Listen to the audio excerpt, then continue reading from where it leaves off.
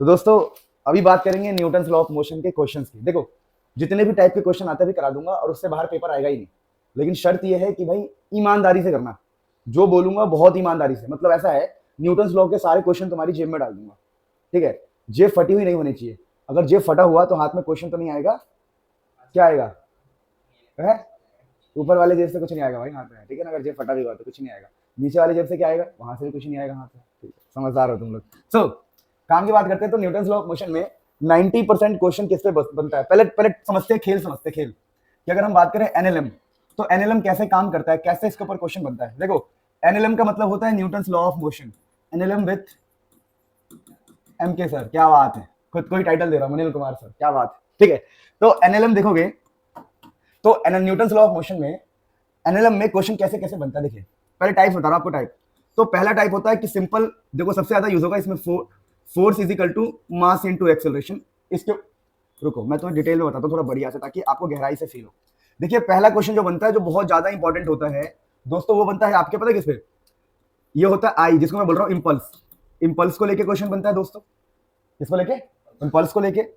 इसको क्वेश्चन बनता है। दूसरा इस पे बनता है, देखिए change in momentum.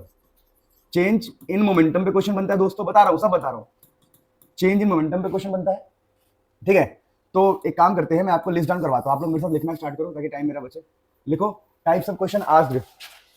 Dear students, तो इसमें सारे टॉपिक लिखे हुए नहीं हैं, लेकिन सारे टॉपिक के ऊपर क्वेश्चन कराया गया है। इसमें आपको मतलब मैं लिखते वक्त मैंने लिस्ट डाउन नहीं कर पाया सारे टॉपिक्स, लेकिन क्वेश्चन इतने सारे हैं और दुनिया जहान के अच्छे अच्छे क्वेश्चंस हैं। आप देखना, आप हवाओं में उड़ोगे इनको करने के बाद, आपको मजा आ जाएगा। तो ये मत देखो कि सर ने 10 टॉपिक लिखा है तो 10 ही टॉपिक पे क्वेश्चन कराया होगा। मैंने टॉपिक के अंदर टॉपिक, टॉपिक के अंदर के टॉपिक के अंदर के टॉपिक के अंदर का क्वेश्चन भी कराया है। तो पूरा देखो, मजा आ जाएगा। देखिए जब भी आप न्यूटन्स लॉ ऑफ मोशन की स्टडी करेंगे ना प्यारे बच्चों, तो एग्जामिनर जब पेपर बनाएगा, जब भी पेपर बनाएगा वो इन टॉपिक्स को ध्यान में रखता है। कहता है कि भाई इन्हीं से हम क्वेश्चन देंगे। तो एक एक करके सारे टॉपिक का पोस्टमार्टम करेंगे। क्या करेंगे? पोस्टमार्टम। और पोस्टमार्टम के लिए क्या चाहिए होता है? औजार चाहिए होता है? औजार है दिव्यांशु? पोस्टमार्टम के लिए औजार चाहिए, मैं पूछ रहा हूँ। पोस्टमार्टम के लिए औजार नहीं है। तो हमारे स्टूडेंट्स के लिए औजार पता है क्या होता है? पेन। तो मेरे पास है औजार, देखो ध्यान दो। तो टाइप्स की में पहला है मोमेंटम प्यारे बच्चों। तो we are going to start momentum. अब मोमेंटम वाला थोड़ा सा मैं आपको समझाऊं, तो थोड़ा मोमेंटम का फॉर्मूला ही समझा दूं सर। देखिए मोमेंटम का फॉर्मूला होता है mass into velocity. Simple form का फॉर्मूला ऐसा होता है, और अगर हम बात करें वेक्टर फॉर्म का, तो वेक्टर में होता है मास इंटू वेलोसिटी। मास इंटू वेलोसिटी, क्या बात है सर। अब क्वेश्चन कैसा बन जाएगा? पहले मैंने आपको कॉन्सेप्ट सिखा दिया, हल्का सा मैं कॉन्सेप्ट सिखा रहा हूं, हल्का क्या पूरा ही सिखा दिया भैया। मोमेंटम होता है मास इंटू वेलोसिटी, और वेक्टर फॉर्म में बोले तो P is equal to M into V। इसमें बहुत सिंपल क्वेश्चन आता है कि भैया एक बॉल है, एक बॉल 2 किलो का है, और 2 किलो का बॉल 40 मीटर पर सेकंड की स्पीड से जा रहा है। 40 मीटर पर सेकंड की स्पीड से जा रहा है, तो आप मुझे ये बताइए कि उसका मोमेंटम कितना होगा? मोमेंटम कितना होगा? अच्छा एक बात बता दूं, इसके अंदर छुपे हुए टॉपिक तो मैंने आपको बताया नहीं है। अभी कुछ टॉपिक इसमें छुपे हुए, जैसे कि कुछ टॉपिक जो छुपे हुए अंदर पर आपको दिख नहीं रहा, तो ऐसे मत सोचो कि भाई इतना ही है। मेरी बात समझे नहीं समझे? क्योंकि जब मैं न्यूटन सेकंड लॉ के बाद, जैसे चेंज इन मोमेंटम है ना, वैसे ही मैं आपको आगे बहुत सारी बातें बताने वाला हूं थर्ड लॉ से कनेक्ट करके। तो ये पूरे कंप्लीट टॉपिक नहीं है, और भी टॉपिक है जो इनके अंदर ही छुपे हुए हैं। जैसे अगर मोमेंटम की बात करें तो हमें एक और टॉपिक पढ़ना होता है, कंजर्वेशन ऑफ मोमेंटम। समझे मेरी बात को? कंजर्वेशन ऑफ मोमेंटम, तो मोमेंटम से ही आगे मैं डालूंगा इसको। तो अभी जो टॉपिक इनके अंदर के है, अंदर के अंदर टॉपिक नहीं लिखे मैंने, ऊपर से लिखा है। तो कंजर्वेशन ऑफ मोमेंटम के ऊपर भी हम क्वेश्चन करेंगे। जैसे गन वाला होता है, gun recoil velocity of gun, ये बड़े फेमस क्वेश्चन होते हैं। तो कुछ भी नहीं छूटने वाला है, at the end of the time हम सारे क्वेश्चन कर देंगे, छोड़ूंगा मैं कुछ भी नहीं, ठीक है ना। तो अभी एक ओवरव्यू दिया है कि ऐसे ऐसे क्वेश्चन बनते हैं, लेकिन इनके अंदर भी टॉपिक्स होते हैं। कोई दिक्कत तो नहीं किसी को? पक्का पक्का। तो चलो एक बार इसको फटाफट लिखते हैं। धन्यवाद सर जी, ठीक है। बस गिर ना जाए यार।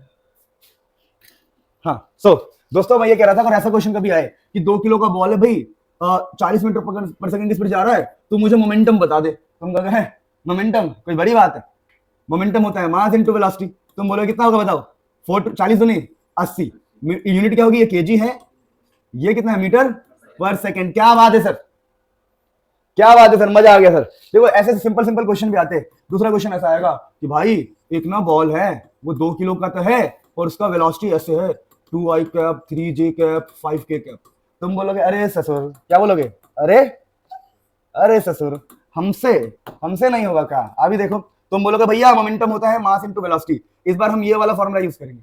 तो आप बोलना भाई मोमेंटम का जो वेक्टर होगा वो मास इनटू वेलोसिटी वेक्टर होगा। मास की वैल्यू तूने 2 दी है और वेलोसिटी की वैल्यू तूने दी है 2i 3j 5k। फिर तुम बोलोगे अरे भाई, क्या बोलोगे?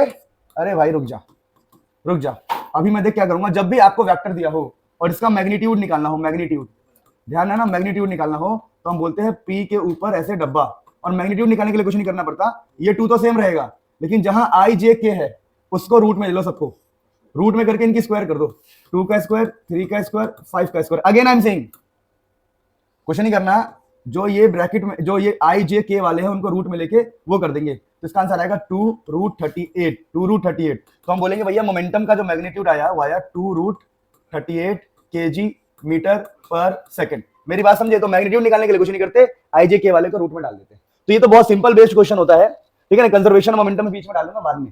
तो मोमेंटम के ऊपर ऐसे क्वेश्चन आते हैं, आपको समझ में आ गया। अगला क्वेश्चन आता है भाई चेंज इन मोमेंटम। क्या क्वेश्चन आता है?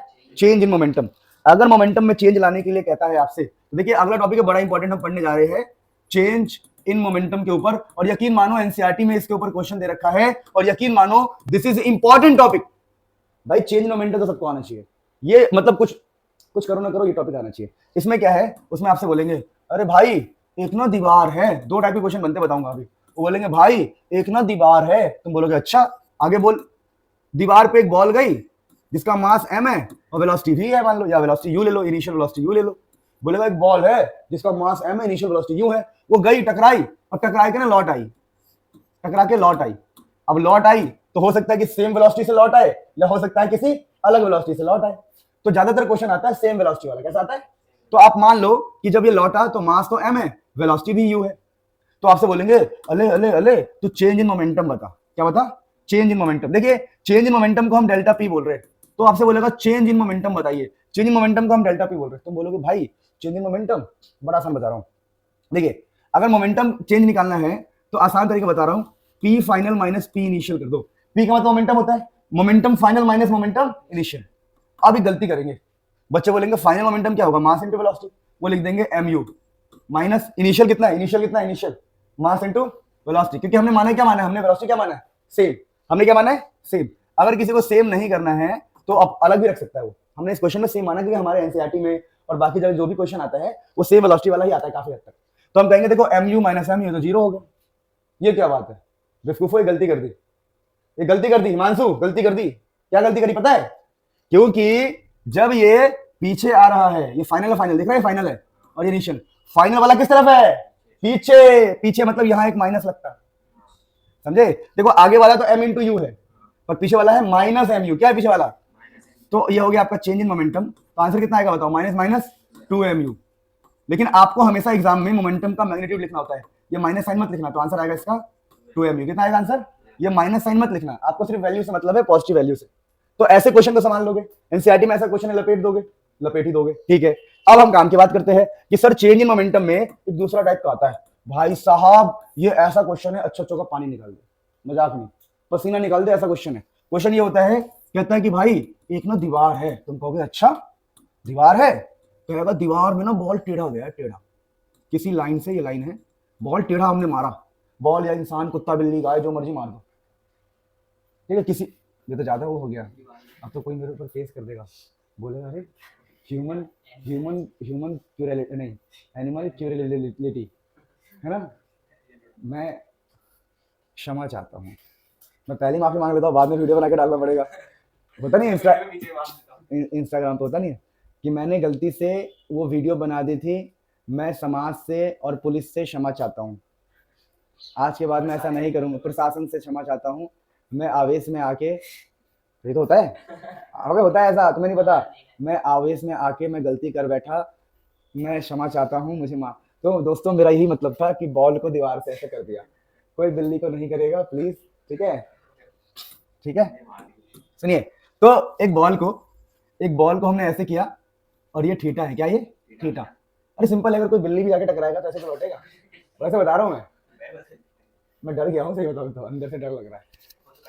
नहीं काटेंगे थोड़ी यार, अरे कोई बहुत बड़ी पाप थोड़ी कर दिया है, पर लिख दूंगा। है है नहीं, गलत बात, गलत बात, बिल्ली बिल्ली नहीं, अभी तुम्हारी एज नहीं है। सुनो इधर ध्यान दो, ये गया आया, तो ऐसे टकरा के आ गया किसी एंगल थीटा पे, मतलब सेम ही एंगल पे आएगा तुम्हारे क्वेश्चन में, तो आपसे बोलेंगे ओ लड़के, क्या बोलेंगे, क्या बोलेंगे, ओ लड़के चेंज इन मोमेंटम बताओ। देखो क्वेश्चन कैसा आएगा, बोलेगा change in momentum, change in momentum.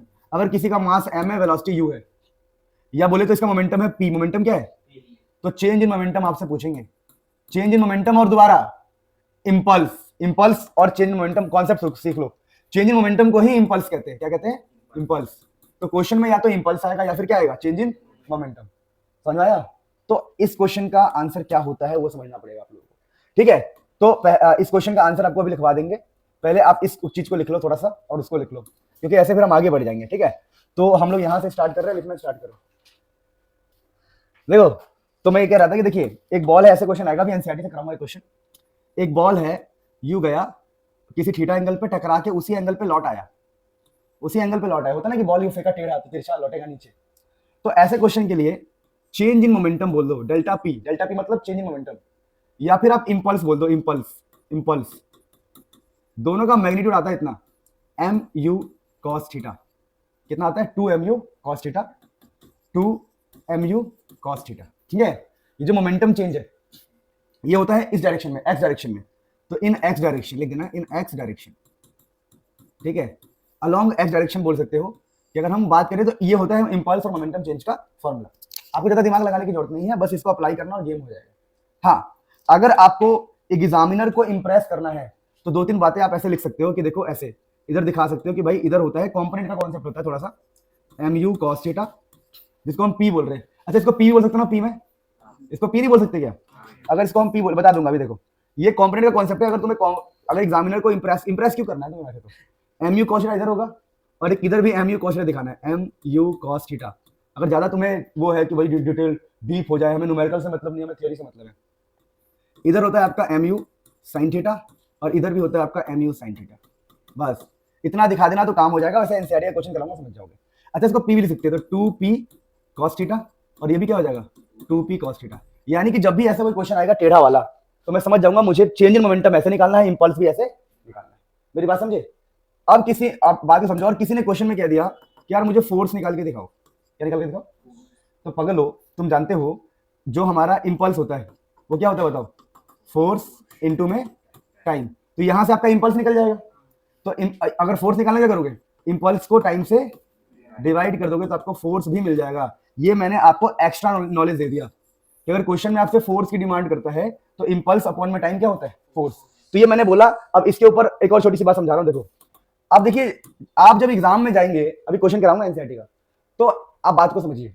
बात यह है कि जो पेपर लिख रहा है, जो इंसान पेपर बना रहा है, वो सर या मैम होंगे, टीचर होंगे, और टीचर्स की शादी हो गई होती है, वही होती नहीं होते, तो उनका दिमाग क्या होता है, खराब। अगर उनकी शादी हो गई होती है तो उनका दिमाग क्या होता है, खराब। मेरी होने वाली शादी। हाँ बोल भाई। पेन नहीं भाई, कौन सा पेन, का। नहीं ये तो मेरा ही है, तेरा पेन नहीं है। हाँ चेक करो ठीक से। अरे कल वो बच्चे थे रात को 9 साढ़े 9 बजे तक, पता है। हाँ वो इतनी देर तक रुके क्यों थे, ठीक है चलो ओके। तो कहानी ये है कि जो इंसान क्वेश्चन पेपर बनाएगा ना, वो भाई 150 आदमियों का दिमाग खराब होता है उसका। हाँ नहीं, लड़का हो या आदमी हो या औरत, दोनों का दिमाग खराब। मैं गारंटी दे रहा हूँ, अगर तुम्हारी शादी हुई है तुम्हारा दिमाग खराब ही रहेगा। मेरी बातें समझे, शादी हुई है दिमाग खराब ही रहेगा। शादी होता ही इंसान का दिमाग खराब करने के लिए, है ना। तो यहाँ पे कहानी ये है कि जब उसका दिमाग खराब होगा ना तो पता क्या करेगा, वो बोलेगा अच्छा बच्चा ना ऐसा पढ़ के आया होगा, ये बच्चा ऐसा पढ़ के आएगा, बच्चे का अच्छा टीचर होगा, ट्यूशन वाला मास्टर बढ़िया होगा, मेरी तरह हैंडसम होगा, तो बढ़िया ऐसे पढ़ा दिया होगा। लेकिन वो क्या करता है, वो आ जाता है अपनी औकात पे, किस आता है, और एंगल यहाँ का देता है। अब कहता है एंगल मैं यहाँ से दूंगा, बच्चा यहाँ से एंगल पढ़ के आया है, वो यहाँ से एंगल। अब बच्चा सोचता है ओ माय गॉड ये क्या हुई, ये क्या हुई, नहीं समझ रही बात को, ये क्या हुई। अब बच्चा सोचता है ये क्या हो गया, हम तो अब बच्चे मजबूरी में यही क्वेश्चन करके आ जाता है ऐसी। बेटा कुछ नहीं करना, थोड़ा दिमाग लगाते, ये चेंज इन मोमेंटम है ना, तो जहां पर कॉस है उसको साइन कर देना, 2p sin थीटा हो जाएगा, मेरी बात समझे। और तो ये भी क्या हो जाएगा 2p sin थीटा, मेरी बात समझे। तो जहां पर cos थीटा है वहां पर क्या हो जाएगा, अगर एंगल यहां से दिया हो तो, बात समझे। तो अगर एंगल वर्टिकल के हॉरिजॉन्टल के साथ है तो cos थीटा, और वर्टिकल के साथ है तो फटाफट नोट कर लो, फिर एनसीईआरटी का क्वेश्चन करते हैं। चलो सुनो, ये दो क्वेश्चन करते हैं फ्रॉम द एनसीईआरटी। ये आपका एनसीईआरटी का एग्जांपल 5.4 है। अब ये क्वेश्चन क्या कह रहा है, ठीक है देखो, क्वेश्चन कह रहा है कि साहब अ बैट्समैन, क्या कह रहा है सुनो, a batsman hits ball back a ball straight. कह रहा है देखो ये बैट है, बैट क्या ये, तो एक बॉल आई और उसने बॉल को सीधा मारा है, स्ट्रेट वर्ड को पकड़ना, तो बॉल गया आया, बॉल गया और आया, ठीक है। अब कह रहा है कि without change in initial speed, अगर इसकी स्पीड है कितनी 12 मीटर पर सेकेंड, तो इसकी भी स्पीड है 12 मीटर पर सेकेंड। क्या बात है। तो कह रहा है मास कितना है इसका, मास 0.15 kg। Determine the impulse, impulse, impulse का मतलब क्या होता है, चेंज इन मोमेंटम। तुम बोलोगे अरे पगले, हमारे सर हमको कहे थे इंपल्स का मतलब होता है चेंज इन मोमेंटम। क्या होता है, मोमेंटम, मोमेंटम क्या होता है, मोमेंटम, ठीक है, ठीक है। So guys change in momentum, तो चेंज इन मोमेंटम कैसे निकालते हो, आपको मैंने बताया था, जब स्पीड चेंज ना हो तो क्या फॉर्मूला होता है बताओ, आप सीधा बोलो m इंटू यू इंटू में 2, याद है आपको 2mu। जब आपका स्पीड चेंज ना हो तो मोमेंटम चेंज का फॉर्मूला क्या होता है 2mu।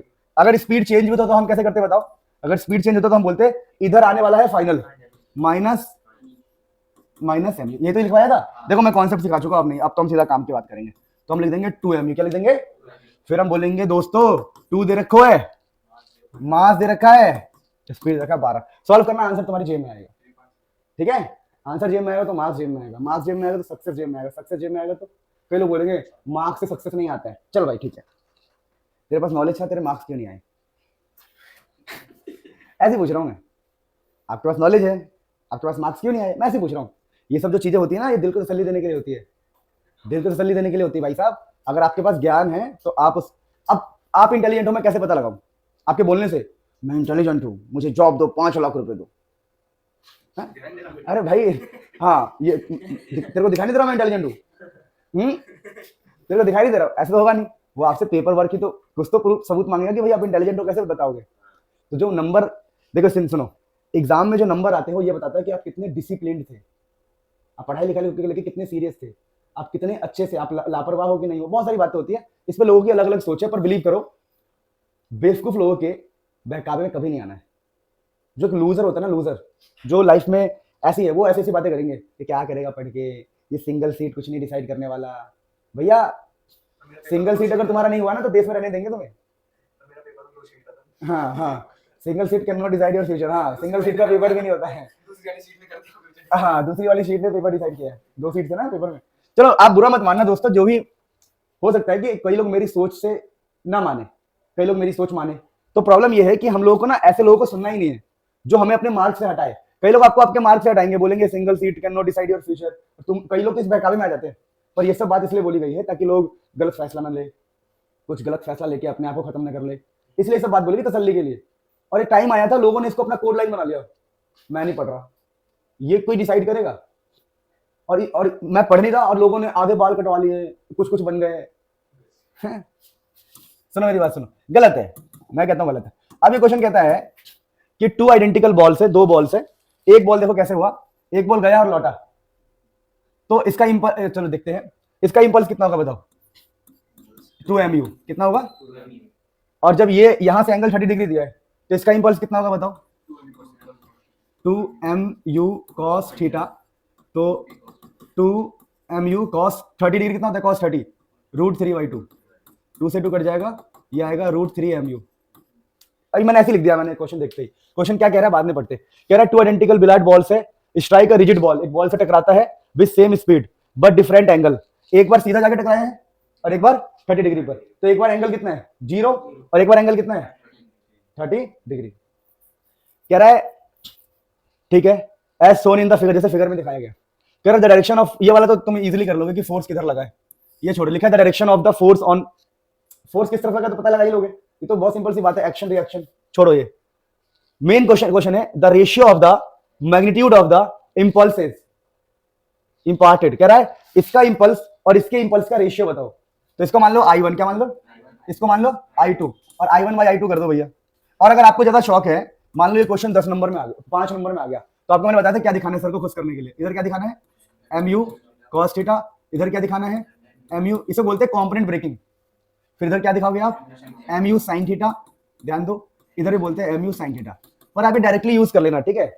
सिंपल भाषा में कहूं तो कितना आएगा, ये हमारा आ गया I2। अब उसने बोला रेशियो निकालो, तो I1 बाई I2 निकालो।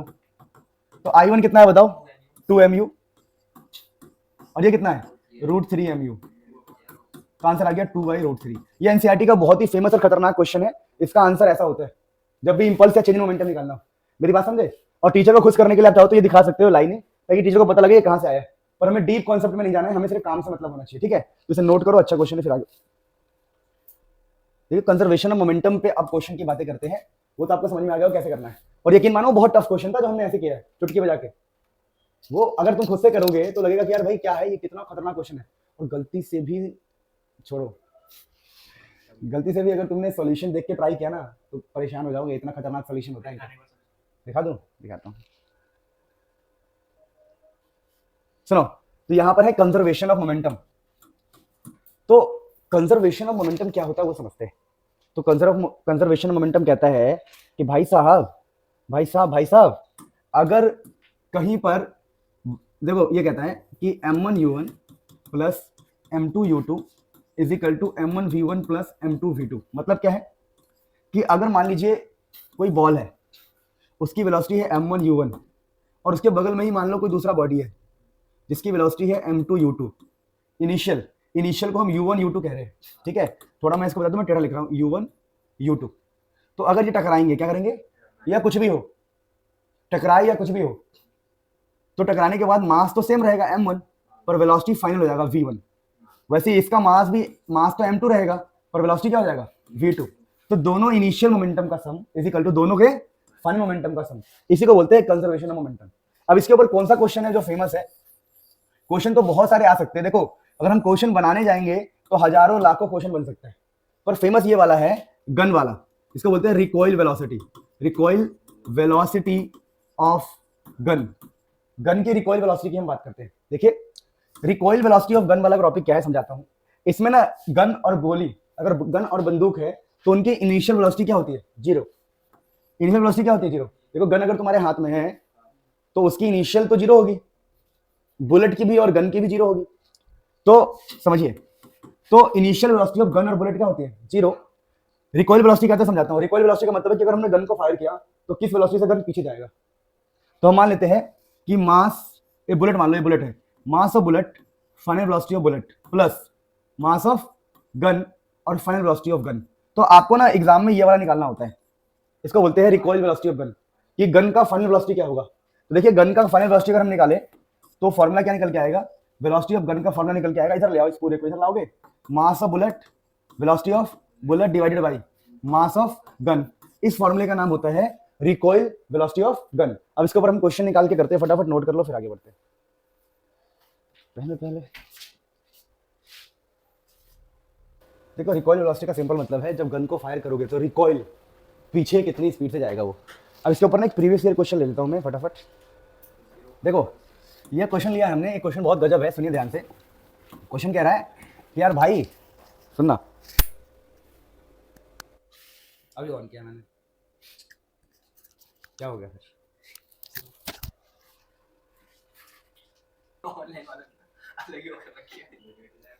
चलो इस क्वेश्चन को देखते हैं। क्वेश्चन कह रहा है a shell of mass 0.02 kg is fired by a gun of mass 100 kg। कह रहा है गन है, ठीक है, गन तो तुम लोगों ने बचपन से देखते हुए आए हो। एक गन है 100 kg का, 100 किलो का गन क्या हो, 100 किलो का गन होता है क्या, कितने किलो का है, नहीं गन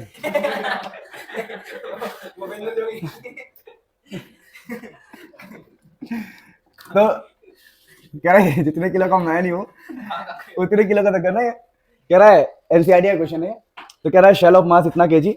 शेल समझते हैं, शेल फायर किया गया शेल को, शेल मतलब किसकी बात चल रही है, बुलेट की। तो ये बुलेट है, बुलेट का मास कितना है, मास ऑफ बुलेट है आपका एमबी मतलब मास ऑफ, एमबी मतलब बताया था मैंने क्या होता है, mass of bullet. Mass of bullet कितना है 0.020 केजी।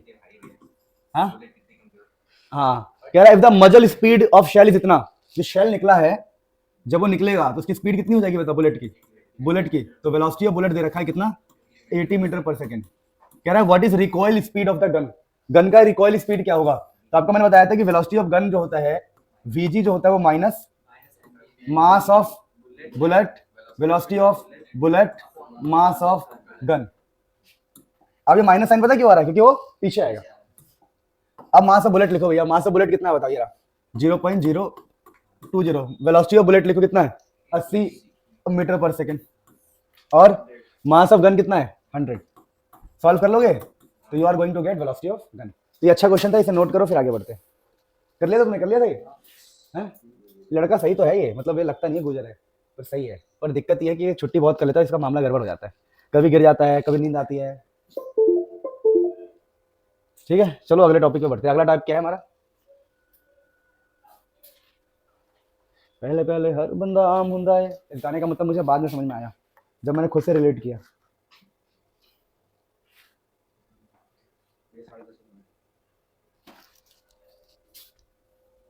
हाँ छुट्टी कर देंगे, टेंशन मत लो।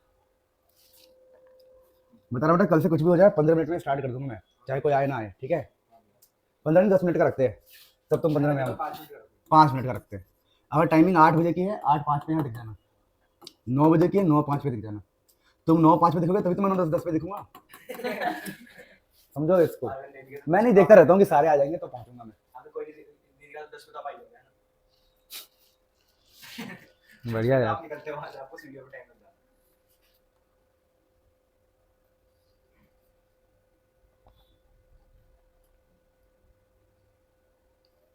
मेरे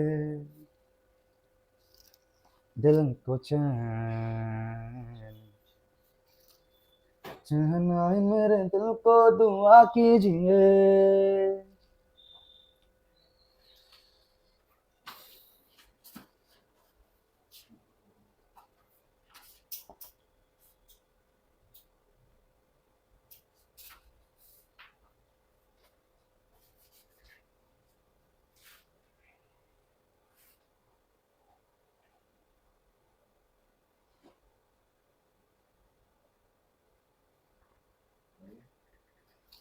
जाओ छुट्टी, एक क्लास और लगेगा ही,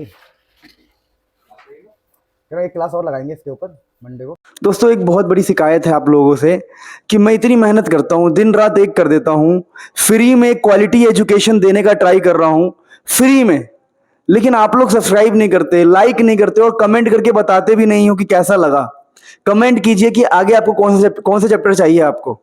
और सुनिए, अगर आप मेरी मेहनत को आज सपोर्ट नहीं करेंगे, इस फ्री क्वालिटी एजुकेशन को सपोर्ट नहीं करेंगे, अगर आज आप मुझे सब्सक्राइब नहीं करेंगे, तो हम कैसे आगे बढ़ेंगे, हम कैसे दुनिया जहान, कैसे हम देश को ग्रो करवा पाएंगे बताओ।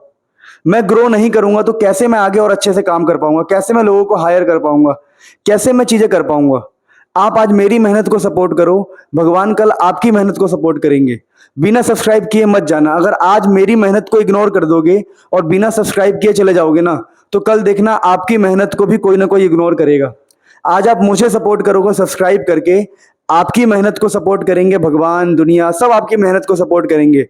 तो अगर आज आज आप मेरी मदद करते हो, मुझे सपोर्ट करते हो, मेरे फ्री क्वालिटी एजुकेशन देने के सपने को पूरा करने में मेरी सहयोग करते हो, तो आपकी मेहनत को भी कोई ना कोई जरूर सपोर्ट करेगा और आप तरक्की करोगे।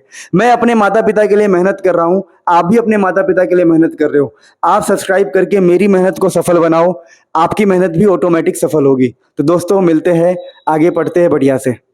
देखो एक क्वेश्चन है, क्वेश्चन कैसे घुमा के दिया हुआ है ना, ये तुम्हारे जेई से इंस्पायर्ड क्वेश्चन, जेई मेन से इंस्पायर्ड मतलब उसके जैसा ही सिमिलर क्वेश्चन है। क्वेश्चन कह रहा है कि भैया ये है क्वेश्चन कि एक बॉडी जिसका मास एम और वेलोसिटी यू टकराता है, टकरा के एम यू ही है, मतलब स्पीड चेंज नहीं हो रही, वेलोसिटी चेंज नहीं हो रहा, मतलब सॉरी स्पीड चेंज हो रही है, स्पीड चेंज नहीं हो रही है, मेरे ये कहने का मतलब है स्पीड सेम है अभी भी। यहाँ यू है स्पीड, तो यहाँ भी क्या है, यू है स्पीड, स्पीड यू है। ठीक है, अब कहानी ये है कि क्वेश्चन देखने में खतरनाक लगता है तो ये यहाँ पर 30 है, यहाँ पर 60 है, अजीब सा है। लेकिन तुम्हें अगर याद हो तो अगर ये 30 है तो ये 60 होगा, है ना? तो इसको हटा दो। और तुमने ऐसा क्वेश्चन किया तो है कि यहाँ 60 हो, यहाँ 60 हो, यहाँ एंगल हो, यहाँ एंगल हो। तो आंसर क्या आता है? आंसर आता है इम्पल्स का -2p cos theta, -2p cos 60 होता है, cos 60 डिग्री 1/2। तो आंसर आएगा -mu। ठीक है, नहीं समझे मेरी बात? कि बेवकूफ हो, उसने तुम्हें मूर्ख बनाने के लिए यहां से एंगल दिया था, लेकिन तुमने स्टडी कर रखा है यहाँ और यहाँ का। तो अगर 30 होगा तो ऑटोमेटिक 60 होगा ना। तो ऐसे क्वेश्चन देंगे भाई। देखो, अगर तुमने साइंस लिया है तो कई बार अगर ये क्वेश्चन तुम्हारे बोर्ड्स लेवल पे नहीं आएगा, तुम्हारे स्कूल लेवल पे नहीं आएगा, लेकिन भविष्य में चीजें थोड़ी सी बदलती है। 80% चीजें तो एनसीईआरटी लेवल ही रहती है। अगर तुम्हें 100% चीज नहीं भी आता है तब भी किसी कंपटीशन एग्जाम को निकाल सकते हो, क्योंकि कंपटीशन एग्जाम में 100 में से 100 नहीं लाना होता है, 100 में से 70 लाओगे तब भी काम हो जाएगा। जेई में कहते हैं लोग, जेई में कहते हैं अगर तुम फिजिक्स में, नीट की बात नहीं कर रहा हूँ, अगर तुम फिजिक्स में, जैसे फिजिक्स में मान लो 120 नंबर का आ रहा है, तुम 80 भी स्कोर कर लोगे तो बहुत बड़ी बात है, परसेंटाइल तुम्हारी बढ़िया हो जाएगी। मतलब कहानी ऐसा है कि हमें ना कंपटीशन एग्जाम में पूरा स्कोर नहीं करना होता है ना, पूरा नहीं स्कोर करना होता है। तो अगर आप चाहते हो कभी फ्यूचर में कोई कंपटीशन एग्जाम निकालना, तो अभी अपने दिमाग पर जोर डालना स्टार्ट करो। शुरू में जोर डालना स्टार्ट करोगे तभी धीरे धीरे धीरे धीरे दिमाग बढ़ेगा। ऐसा मत सोचो कि सेम टू सेम क्वेश्चन ही आ जाए पेपर में तो कर दूं, नहीं, थोड़ा दिमाग को लगाओ। और दिमाग कैसे लगेगा? अगर तुम रिवीजन रखोगे तो। अगर किसी ने रिवीजन रखा होता तो तुमको तुरंत याद आता कि मुझे एंगल यहाँ से लेना है, आंसर आ जाएगा मेरा। पर तुम इससे कंफ्यूज हो रहे हो, तो थोड़ा सा घुमाया जाता, ज्यादा नहीं घुमाया जाता। चलो आगे बढ़ते हैं, काम की बात करते हैं, क्वेश्चन। देखो दोस्तों, अभी जो हम बात करेंगे वो बात करेंगे न्यूटन साहब के सेकंड लॉ पे, ठीक है ना। हमने रिकॉइल वेलोसिटी भी शायद पढ़ लिया था, ठीक है। तो अभी हम बात करते हैं न्यूटन साहब के सेकंड लॉ पे। तो हम बात करने जा रहे हैं न्यूटन्स सेकंड लॉ। तो हमें ये देखना है कि न्यूटन साहब ने अपने सेकंड लॉ में क्या किया था। तो न्यूटन साहब ने अपने सेकंड लॉ में कहा था जो फोर्स होता है वो होता है change in momentum, rate of change in momentum के बराबर। या फिर ऐसे कह सकते हो जो फोर्स होता है वो होता है dp/dt, है ना। या कह सकते हो कि जो फोर्स होता है और is equal to mass into acceleration. और यकीन मानो ये सबसे इंपॉर्टेंट लॉ होता है, ठीक है ना। तो force is equal to delta p/डेल्टा t, force is equal to dp/dt, force is equal to mass into acceleration. ये न्यूटन का सेकंड लॉ। अब इस सेकंड लॉ पे क्वेश्चन कैसे कैसे आते हैं वो समझाता हूं मैं आपको। एक काम करता हूं, मैं आपको क्वेश्चन एनसीईआरटी से देता हूं, आप खुद मेरे साथ करना, फिर मजा आएगा, ठीक है ना। चलो देखिए, अब ये क्वेश्चन बड़ा शानदार है, पहले क्वेश्चन को समझो। क्वेश्चन है कि यहां पर कोई पेड़ है, ठीक है, वुड समझते हो, लकड़ी, हर बंदा समझता होगा, बिहार में बहुत ज्यादा पाया जाता है ना ये, ठीक है। दिल्ली में थोड़ा कम है हरियाली, ये सब पेड़ पौधे, लेकिन बिहार में तो हर जगह बगल अगल बगल हर जगह। लिखा है a bullet of mass 0.04 kg moving with speed of 90 metre per second enters a heavy wooden block and stopped 60 centimetre. कह रहा है कि भैया इतनी स्पीड से घुसता है, कितनी स्पीड से घुसता है? 90 मीटर पर सेकंड की इनिशियल स्पीड से एक बुलेट घुसता है और 60 सेंटीमीटर की दूरी पर जाके ब्लॉक के अंदर जब वो 60 सेंटीमीटर तक पहुंचता है तो उसकी फाइनल वेलोसिटी 0 हो जाती है। अब वो कह रहा है what is average resistive force, कितना फोर्स फील हुआ होगा, क्योंकि देखो अगर बुलेट घुसेगा तो उसको रुकावट मिलेगा तभी रुका है वो। तो भैया देखो हम बोलेंगे, देखो यार अगर तुम मुझसे फोर्स पूछोगे तो फोर्स का मेरे को जो सबसे पहला फॉर्मूला आता है मन में आता है ma। दूसरा आता है फोर्स का कि भाई चेंज इन मोमेंटम अपॉन में टाइम, यही न्यूटन का सेकंड लॉ है। या फिर आएगा F is equal to dp/dt। ये सारे मोमेंटम के फॉर्मूले। अब मुझे ये सोचना है कि इन फॉर्मूलों को मैं कब इस्तेमाल कर सकता हूँ। इन फॉर्मूलों को मैं तभी इस्तेमाल कर सकता हूँ जब मेरे पास टाइम की नॉलेज हो। किसकी नॉलेज हो? पर इस क्वेश्चन में कहीं भी टाइम नहीं दिया हुआ है साहब। अगर मुझे टाइम नहीं दिया है मालिक तो मैं क्या करूं मालिक? तो टाइम नहीं दिया है तो इस फॉर्मूले को बोलूं चल तेरी, क्या बोलूं? चल तेरी। मतलब इन फॉर्मूले को बोलूंगा भाई तुम तेल लगाओ, क्या लगाओ? कौन सा तेल लगाना है? सरसों का। सरसों समझते हो? तो इसको बोलेंगे तुम सरसों का तेल लगाओ। फिर हम इसको बोलेंगे तू ही माई बाप है, तू ही मेरी दुनिया जहान वे, तेरे बाजू, तू दुनिया जहान है, तेरे अलावा कौन है मेरा। अब हम बोलेंगे साहब बात ऐसी है कि अब इस फॉर्मूले को निकालने के लिए मुझे मास चाहिए। बुलेट, अगर बुलेट पे फोर्स लग रहा है तो बुलेट का मास चाहिए, मास मास मास। क्या बात है मालिक, मालिक मास दिए हुए हैं तो मास का जुगाड़ हो गया। अब एक्सेलरेशन मिल जाए। अब एक्सेलरेशन कहाँ से निकाले? तो एक्सेलरेशन निकालने के लिए हम सोचेंगे कि हमें डिस्टेंस दिए हो तुम, दोनों वेलोसिटी दिए हो तुम और एक्सेलरेशन पूछ रहे हो, तो आपको ना यहाँ पर ये वाला सोचना पड़ेगा, ठीक है। पता क्या? v² - u² 2as, क्योंकि v भी दिया है, u भी दिया है, s भी दिया है, तो v तो 0 है, u है आपका 90 इंटू u कितना है आपका 90 इंटू 90, ठीक है, u का स्क्वायर होगा ना 90 इंटू 90, 2 की जगह 2a निकालना है, डिस्प्लेसमेंट कितना है 60 सेंटीमीटर। तो यहां से आप एक्सेलेरेशन की वैल्यू सॉल्व करके यहां एक्सेलेरेशन और मास से मल्टीप्लाई कर देना, ठीक है ना, समझ में आया नहीं आया, पक्का। तो इस क्वेश्चन को अच्छे से समझ लो, फिर हम आगे अगले क्वेश्चन पे बढ़ते हैं। देखो ये ना काफी फेमस क्वेश्चन है एनसीईआरटी का, बहुत सारे एग्जाम में आया हुआ है। तो एनसीईआरटी हमसे कहते हैं कि ये एनसीईआरटी है, एनसीईआरटी हमसे कहत है कि the motion of A particle of mass m, एक पार्टिकल है जिसका मास m है, the motion of A particle of mass m is described by this. आपको पता होना चाहिए y का मतलब डिस्प्लेसमेंट होता है, क्या होता है, तो एक्चुअली y और x ये सब ना डिस्प्लेसमेंट्स होते हैं। तो ये डिस्प्लेसमेंट दिया हुआ है, s दिया हुआ है हमें, डिस्प्लेसमेंट डिस्प्लेसमेंट दिया हुआ है हमें ut plus half gt square. वो हमसे कह रहा है भाई the motion of A particle of mass m is described by this, उसका डिस्प्लेसमेंट ऐसे है, find the force acting on the particle.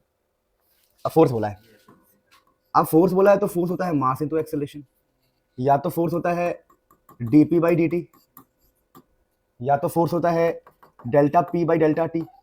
अब दिक्कत यह है कि आप कौन सा फॉर्मूला इस्तेमाल करना चाहोगे, क्योंकि ये क्वेश्चन, देखिए समझिए मेरी बात को, ये क्वेश्चन ना जब इक्वेशन दिया हो तो हमें पता होता है इक्वेशन में हम डिफरेंशिएशन का यूज करते हैं। वैसे मैं आपको बता दूं तो ये क्वेश्चन इस फॉर्मूले से और इस फॉर्मूले दोनों से सॉल्व होगा। अब हमें सोचना है कि हम कौन सा इस्तेमाल करें, तो एक तरीका है, क्या तरीका है कि आसान कौन सा पड़ेगा, तो आसान आपको ये वाला पड़ेगा। तो ये क्वेश्चन स्पेशल है, मैं आपको सिखाई देता हूँ, ठीक है। अब मैं आपको हिंट दे चुका हूँ कि एक्सेलरेशन निकाल लो और मास से मल्टीप्लाई कर देना, मास तो एम ही है, हिंट दिया मैंने, आप करो।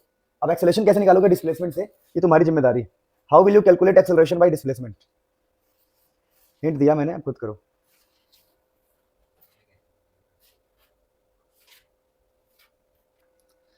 देखो इस क्वेश्चन में ना हम ये फॉर्मूला इस्तेमाल करने जा रहे हैं, क्योंकि हमें पता है फोर्स, देखो पता है इसके पीछे लॉजिक क्या है। जब आप चैप्टर 3 के मेरे से पढ़ रहे थे तो मैं आपको सिखाया था, कभी भी डिस्प्लेसमेंट दिया हो, याद करो, ऐसे ट्रिक बताई थी बहुत तगड़ी, मैंने कहा था जीवन भर काम आएगा। अगर कभी भी आपको एक्स वाई जेड डिस्प्लेसमेंट कुछ भी दिया हो, तो अगर एक्स से एक्सेलरेशन निकालना हो ना, जब टाइम का रिलेशन, जैसे एक्स टी रिलेशन हो, यहाँ पर दे रखा है ये डिस्प्लेसमेंट और टी रिलेशन है, जब भी टाइम और डिस्प्लेसमेंट का रिलेशन दिया हो, डिस्प्लेसमेंट और टाइम का रिलेशन है, इसको वाई लिख दोगे तो वाई भी तो डिस्प्लेसमेंट ही होगा। तो जब भी एक्स से ए पर जाना हो तो हमें 2 स्टेप नीचे आना होता है, मैंने आपको पढ़ाया था बहुत बढ़िया स्ट्रेट लाइन में। अब 2 स्टेप नीचे आओगे तो आपको करना पड़ेगा 2 बार डिफरेंशिएशन, जितने स्टेप नीचे आओगे उतनी बार डिफरेंशिएशन करना पड़ता है ताकि आपको ए मिल जाए। तो हमने कहा मुझे अगर एक्स से ए चाहिए तो मुझे 2 बार डिफरेंशिएशन करना पड़ेगा। तो देखिए अगर पहली बार आप डिफरेंशिएशन करोगे, अगर आप फर्स्ट टाइम डिफरेंशिएशन करोगे ना, फर्स्ट टाइम डिफरेंशिएशन, अगर आप पहली बार डिफरेंशिएशन करोगे तो आपको एक्स से ना वी मिलेगा, क्या मिलेगा, फर्स्ट टाइम डिफरेंशिएशन करने से आपको एक्स से वी मिलेगा। तो वी कितना मिलेगा, देखो डिफरेंशिएशन करोगे ना, जिसको जिस मेरे दोस्त को डिफरेंशिएशन नहीं आता मैं सिखा दूं कि देखो ये u है ना, u और बगल में है t, तो t की पावर 1 है। तो देखो डिफरेंशिएशन में ना पावर नीचे लाना होता है, पावर नीचे मल्टीप्लाई में, पावर नीचे मल्टीप्लाई में, और पावर में ही मेरे प्यारे बच्चों एक कम करना पड़ता है, पावर में करना पड़ता है एक कम। तो हमने ना मेरे दोस्तों इस वाले को u से मल्टीप्लाई किया, तो हमने कहा u ही रहेगा, पावर नीचे मल्टीप्लाई करना होता है, और एक कम कर दोगे तो एक में से एक जाएगा तो 0 खत्म हो जाएगा, अरे एक कम भी तो करोगे खत्म हो जाएगा। अब इस पावर को नीचे मल्टीप्लाई करो तो 2/2 हो जाएगा, g की जगह g रहेगा, और t में एक कम करना, एक पावर नीचे मल्टीप्लाई पावर एक कम, तो पावर कितना बचेगा 1। तो ये आपका वेलोसिटी आएगा। तो वेलोसिटी क्या आएगा, देखो आएगा आपका u प्लस में gt। लेकिन हमें वेलोसिटी तक नहीं रुकना, हमें जाना है एक्सेलरेशन पे। तो आपको एक बार और डिफरेंशिएशन करना पड़ेगा दोस्तों। तो डिफरेंशिएटिंग सेकेंड टाइम में मैं डिफरेंशिएशन कर रहा हूँ दूसरी बार, तो मुझे मिलेगा a। तो अब सेकेंड टाइम मतलब यहाँ से स्टार्ट करना है। अब यहाँ तो कुछ भी नहीं है, जब यहाँ पर कुछ भी ना हो तो देखो हमें ना t से मतलब होता है, t से। यहाँ पर t का क्या पावर था बताओ, जब एक में से एक गया था तो क्या बचा था बताओ, 0। यहाँ पर हकीकत में क्या है, यहाँ पर t की पावर 0 बचा हुआ है, क्या बचा हुआ है, तो 0 को जब इससे मल्टीप्लाई करो तो 0 तो आ जाएगा, t की पावर क्या है 0, और पावर को क्या करना पड़ता है मल्टीप्लाई, तो ये वाला खत्म हो जाएगा खेल। तो आप बोलोगे देखो भैया यहाँ तो t पावर 0 बचा हुआ है, इसको मल्टीप्लाई करेंगे तो 0 हो जाएगा। यहाँ g है, यहाँ t है 1, t क्या है, तो 1 को मल्टीप्लाई करेंगे तो कुछ होगा ही नहीं, और ये खुद t क्या हो जाएगा, खत्म, माइनस होकर खत्म हो जाएगा। तो एक्सेलरेशन आ गया g के बराबर, एक्सेलरेशन g के बराबर आ गया। तो आप बोलोगे भैया देखो जो फोर्स होता है वो होता है मास इनटू एक्सेलरेशन, तो mg के बराबर आ जाएगा आंसर, है ना, क्योंकि वैल्यू पुट नहीं कर सकते, इसमें वैल्यू पूछा ही नहीं, सब इक्वेशन ही पूछा है। तो फोर्स हो गया हमारा मास इनटू g, तो force is equal to mass g। ये बहुत अच्छा क्वेश्चन था, आप इसे नोट कीजिए, फिर हम आगे बढ़ते हैं। अब देखिए दोस्तों, अगर हम सेकंड लॉ की बात करें तो सेकंड लॉ में कुछ क्वेश्चंस हम ऐसे यूज सेकंड लॉ का यूज कर सकते हैं। पहला क्या होता है, देखो ये वाला सेकंड लॉ का इस्तेमाल कर सकते हैं हम मोशन ऑफ कनेक्टेड बॉडी पे। मैं आपको सारे टाइप के क्वेश्चन करवा रहा हूँ जिसके ऊपर आता है कनेक्टेड बॉडी। ठीक है, अभी हम पढ़ेंगे विदाउट फ्रिक्शन और एक बार पढ़ेंगे विद फ्रिक्शन। विदाउट फ्रिक्शन हम यहाँ पढ़ेंगे और विद फ्रिक्शन यहाँ पढ़ेंगे हम विद फ्रिक्शन। ठीक है, जिसमें हम सेकंड लॉ का ही इस्तेमाल करने वाले हैं दोस्तों। देखिए मोशन ऑफ कनेक्टेड बॉडी में पहला जो क्वेश्चन बनता है वो ऐसा बनता है कि मान लीजिए यहाँ पर दो बॉडी आपस में कनेक्टेड है और इसका मास है मान लो 2 किलो, इसका मास है मान लो 4 किलो, और आपसे बोलेंगे कि यार हमने इधर 10 न्यूटन का फोर्स लगाया, 10 न्यूटन का फोर्स। तो इस बॉडी में आपको पता है रस्सी है, तो आपको ये पता होना चाहिए रस्सी में हमेशा टेंशन ऐसे लगता है अवे फ्रॉम द बॉडी। इस बॉक्स से दूर एक टेंशन लगेगा और इस बॉक्स से दूर इधर टेंशन लगेगा। ठीक है, तो क्वेश्चन आएगा एग्जाम में, हमेशा यही क्वेश्चन आएगा, ट्राई करना, फाइंड एक्सेलरेशन एंड टेंशन। मेरे प्यारे बच्चों एक्सेलरेशन और टेंशन आपसे पूछा जाएगा। तो ऐसे में हम क्या दिमाग लगाते हैं, जब भी कोई ऐसा क्वेश्चन आए जिसमें मोशन ऑफ कनेक्टेड बॉडी है, ये दोनों बॉडी कनेक्टेड है, तो हमेशा ना लाइन खींचा करो, जितने भी बॉडी है उनको अलग से बनाया करो, अलग से। देखो टेंशन की नॉलेज होनी चाहिए कि tension away from the body लगता है। अगर नॉलेज नहीं तो अपने रिकॉर्डिंग देख लो, लेक्चर देख लेना, ठीक है, मैं दे दूंगा आप लोगों को। अब मेरे दोस्तों क्या करेंगे हम, जैसे ये बॉक्स है तो हम ट्राई करेंगे कि इस बॉक्स को अलग से बनाने का, कि भैया इधर 10 का फोर्स लग रहा है, इस बॉक्स में 10 का फोर्स लग रहा है, इसका मास है 2 किलो, ठीक है, और पीछे की तरफ क्या है टेंशन। वैसे इस बॉक्स को भी अलग से बना लेंगे, हम कहेंगे ये हमारा बॉक्स है, इसका मास है 4 किलो और इस पर इधर लग रहा है टेंशन। अगर सिर्फ आप इस बॉक्स को देखो तो इस बॉक्स पे सिर्फ ये टेंशन लगेगा, रस्सी का टेंशन, ये रस्सी से कनेक्टेड है, स्ट्रिंग से कनेक्टेड है। तो हमें इस बॉडी की बात करनी है, तो इस बॉडी पे इधर लग रहा है टेंशन। मेरी बात समझे? अब हम क्या करेंगे दोस्तों, बड़ा आसान है, हम वो फॉर्मूला लगा देंगे F net is equal to mass into acceleration, F net is equal to mass into acceleration. ठीक है, अब नेट फोर्स कैसे निकालोगे आप, तो इधर लिखा है 10, इधर लिखा है T। अब बोलोगे नेट फोर्स कैसे निकालते हैं, नेट का मतलब होता है बचा हुआ। तो सोचो अगर आगे 10 लग रहा है और पीछे T लग रहा है तो कितना बचेगा बताओ, 10 माइनस टी, क्या बचेगा 10 माइनस टी, जो कि होगा हमारा मास इंटू एक्सेलरेशन 2 इंटू ए। अब यहाँ इक्वेशन क्या बनेगा कि आगे की तरफ क्या लग रहा है T, सिर्फ टेंशन लग रहा है, पीछे कुछ नहीं लग रहा। यहाँ माइनस क्यों किया, क्योंकि फोर्स आगे पीछे, तो टेंशन इज इक्वल टू बताओ 4 इंटू ए। अब हमेशा ना ऐसे क्वेश्चंस में हमेशा आपको इक्वेशन दिखाई देगी, तो इस इक्वेशन में जो T है उसको यहाँ पुट कर दो, तो 10 minus 4a equal to 2a। अब यहाँ से आप देखोगे तो 10 is equal to 4a plus 2a कितना हो जाएगा 6a, तो यहाँ से आपको 10/6 एक्सेलरेशन मिल जाएगा। तो 10/6 मीटर पर सेकंड आपको एक्सेलरेशन मिल गया। अब क्वेश्चन की डिमांड है कि भैया टेंशन भी बता दो, टेंशन, तो टेंशन निकालने के लिए कुछ नहीं करना, इस इक्वेशन का एक्सेलरेशन यहाँ डाल देना है। तो T इज इक्वल टू कितना हो जाएगा 4 इंटू में एक्सेलरेशन हम निकाल चुके हैं 10/6, तो 40/6 न्यूटन का टेंशन आएगा। टेंशन आपको बता दो एक फोर्स होता है और मैंने अपने लेक्चर्स में इसके बारे में बताया। तो अभी हम पढ़ रहे विदाउट फ्रिक्शन, ठीक है, मेरी बात समझे नहीं समझे, विदाउट फ्रिक्शन। अगर इसी क्वेश्चन में हम फ्रिक्शन को भी इंक्लूड कर दे, हम बोले भैया कोएफिशिएंट ऑफ फ्रिक्शन जो है, कोएफिशिएंट ऑफ जो फ्रिक्शन है, कोएफिशिएंट ऑफ फ्रिक्शन की बात करें। अब मेरी बात सुनो, अगर हम कोएफिशिएंट ऑफ फ्रिक्शन की बात करें, किसकी बात करें, कोएफिशिएंट ऑफ फ्रिक्शन की बात करें, तो कोएफिशिएंट ऑफ फ्रिक्शन में अगर आप देखेंगे तो हमने बोल दिया भैया इस सरफेस पर जो कोएफिशिएंट के फ्रिक्शन है वो 0.2 है दोनों बॉक्स के लिए, दोनों बॉक्स के लिए यहाँ पर कोएफिशिएंट ऑफ फ्रिक्शन 0.2 है। तो अभी आप क्वेश्चन कैसे करेंगे, अगर ये 2 किलो है और ये हमारा दोस्तों 4 किलो है, टेंशन नहीं लेना है, अभी सेम क्वेश्चन है, तब गेम कैसे होगा, तो कुछ नहीं होगा। अब देखना यहाँ पर क्या होगा, समझना मेरी बात को, जब ये बॉक्स आगे जाने की कोशिश करेगा तो इसको क्या फील होगा बताओ, पीछे फ्रिक्शन फील होगा, पीछे है ना, इसको भी पीछे क्या फील होगा, ये फ्रिक्शन है, इधर भी क्या फील होगा फ्रिक्शन। यानी जब हम इक्वेशन बनाया करेंगे, अब मैं इक्वेशन बनाऊंगा 2 किलो को लेके, इधर टेंशन भी है पता ना आपको, इधर टेंशन और इसमें इधर टेंशन है। जब मैं इक्वेशन बनाऊंगा ना पहले बॉक्स का 2 किलो वाले का, तो मैं इन सब बातों का ध्यान रखूंगा, क्या ध्यान रखूंगा कि इधर 10 का फोर्स है, ठीक है, तो पीछे मेरे पास टेंशन भी है और फ्रिक्शन भी है, क्या है फ्रिक्शन। अब मैं बोलूंगा इस बॉक्स में भी सेम कि अगर सिर्फ इधर टेंशन है ना, लेकिन अब पीछे क्या आ चुका है, फ्रिक्शन आ चुका है। तो अब मैं जब न्यूटन का सेकंड लॉ का इस्तेमाल करूंगा, नेट फोर्स, नेट का मतलब बचा हुआ फोर्स, तो यहाँ पर बोलूंगा जो बचा हुआ फोर्स होता है नेट फोर्स, वो हमेशा मास इंटू एक्सेलरेशन होता है। न्यूटन का सेकंड लॉ इस्तेमाल कर रहे हैं, तो आप बोलोगे क्या बोलोगे, आप बोलोगे अगर net force mass into acceleration होता है प्यारे बच्चों, मेरे सुंदर बच्चों, तो नेट फोर्स कैसे निकालेंगे, तो आगे लग रहा है 10, क्या लग रहा है, तो माइनस का साइन लगा के tension plus friction is equal to mass into acceleration, मतलब कि 10 को ये दोनों मिलके रोक रहे हैं, इसलिए 10 में से माइनस किया इन दोनों को ऐड करके। अब इस क्वेश्चन में सेम, तो हम क्या बोलेंगे, ये 10 है, अब टेंशन टी रहेगा प्लस मुझे फ्रिक्शन निकालना पड़ेगा। अब जिन मेरे दोस्तों को फ्रिक्शन नहीं पता बता दूं, फ्रिक्शन का फॉर्मूला होता है म्यू टाइम्स नॉर्मल। क्या होता है? अगर कोई बॉक्स धरती पर है तो फ्रिक्शन ऐसे ऐसे केसेस में फ्रिक्शन का हमेशा फॉर्मूला होता है म्यू टाइम्स नॉर्मल। और मैं आपको बता दूं कि ये फ्रिक्शन का फॉर्मूला होता है। तो इस वाले केस में फ्रिक्शन का फॉर्मूला क्या होगा? म्यू टाइम्स नॉर्मल, जो कि मास इनटू एक्सेलरेशन के बराबर होगा। अब मेरे प्यारे बच्चों, यहाँ पर टी रहेगा, यहाँ टेंशन रहेगा, ब्रैकेट खोल रहा हूँ, माइनस टेंशन माइनस में म्यू टाइम्स नॉर्मल। और जिन बच्चों को नहीं पता है बता दूं, नॉर्मल हमेशा mg के बराबर होता है इस केस में। तो म्यू की जगह म्यू रहेगा, नॉर्मल की जगह क्या लिख देंगे? mg is equal to mass into acceleration. अब मेरे दोस्तों, यहाँ पे टेंशन रहेगा और टेन रहेगा, यहाँ टेंशन रहेगा, म्यू की वैल्यू 0.2 है, पुट कर दो। m की वैल्यू कितनी है? पुट कर दो। m की वैल्यू 2 है, पुट कर दो। g की वैल्यू यहाँ पर आप जाओ तो पुट कर दो, g की वैल्यू होती है 10। कितनी होती है? म्यू की वैल्यू पुट कर दी, m की वैल्यू पुट कर दी और g की वैल्यू 10 खुद से मान के हमने पुट कर दिया। g की वैल्यू हमने 10 लिया है और इस प्रकार से यहाँ पर हो जाएगा 2 इंटू ए। देखिए फ्रिक्शन आने से कॉन्सेप्ट बदलता नहीं है, कॉन्सेप्ट वही रहता है, बस फ्रिक्शन आ जाता है।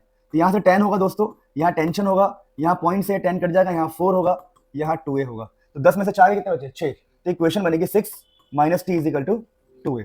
तो कुछ भी फर्क नहीं पड़ा है। पहले इक्वेशन बना था 10 माइनस, ये रहा, पहले था 10 minus T equal to 2a, अब 6 बचा है फ्रिक्शन की वजह से। पहले पूरा फोर्स 10 था, अब फ्रिक्शन ने उसको खराब कर दिया, कम कर दिया।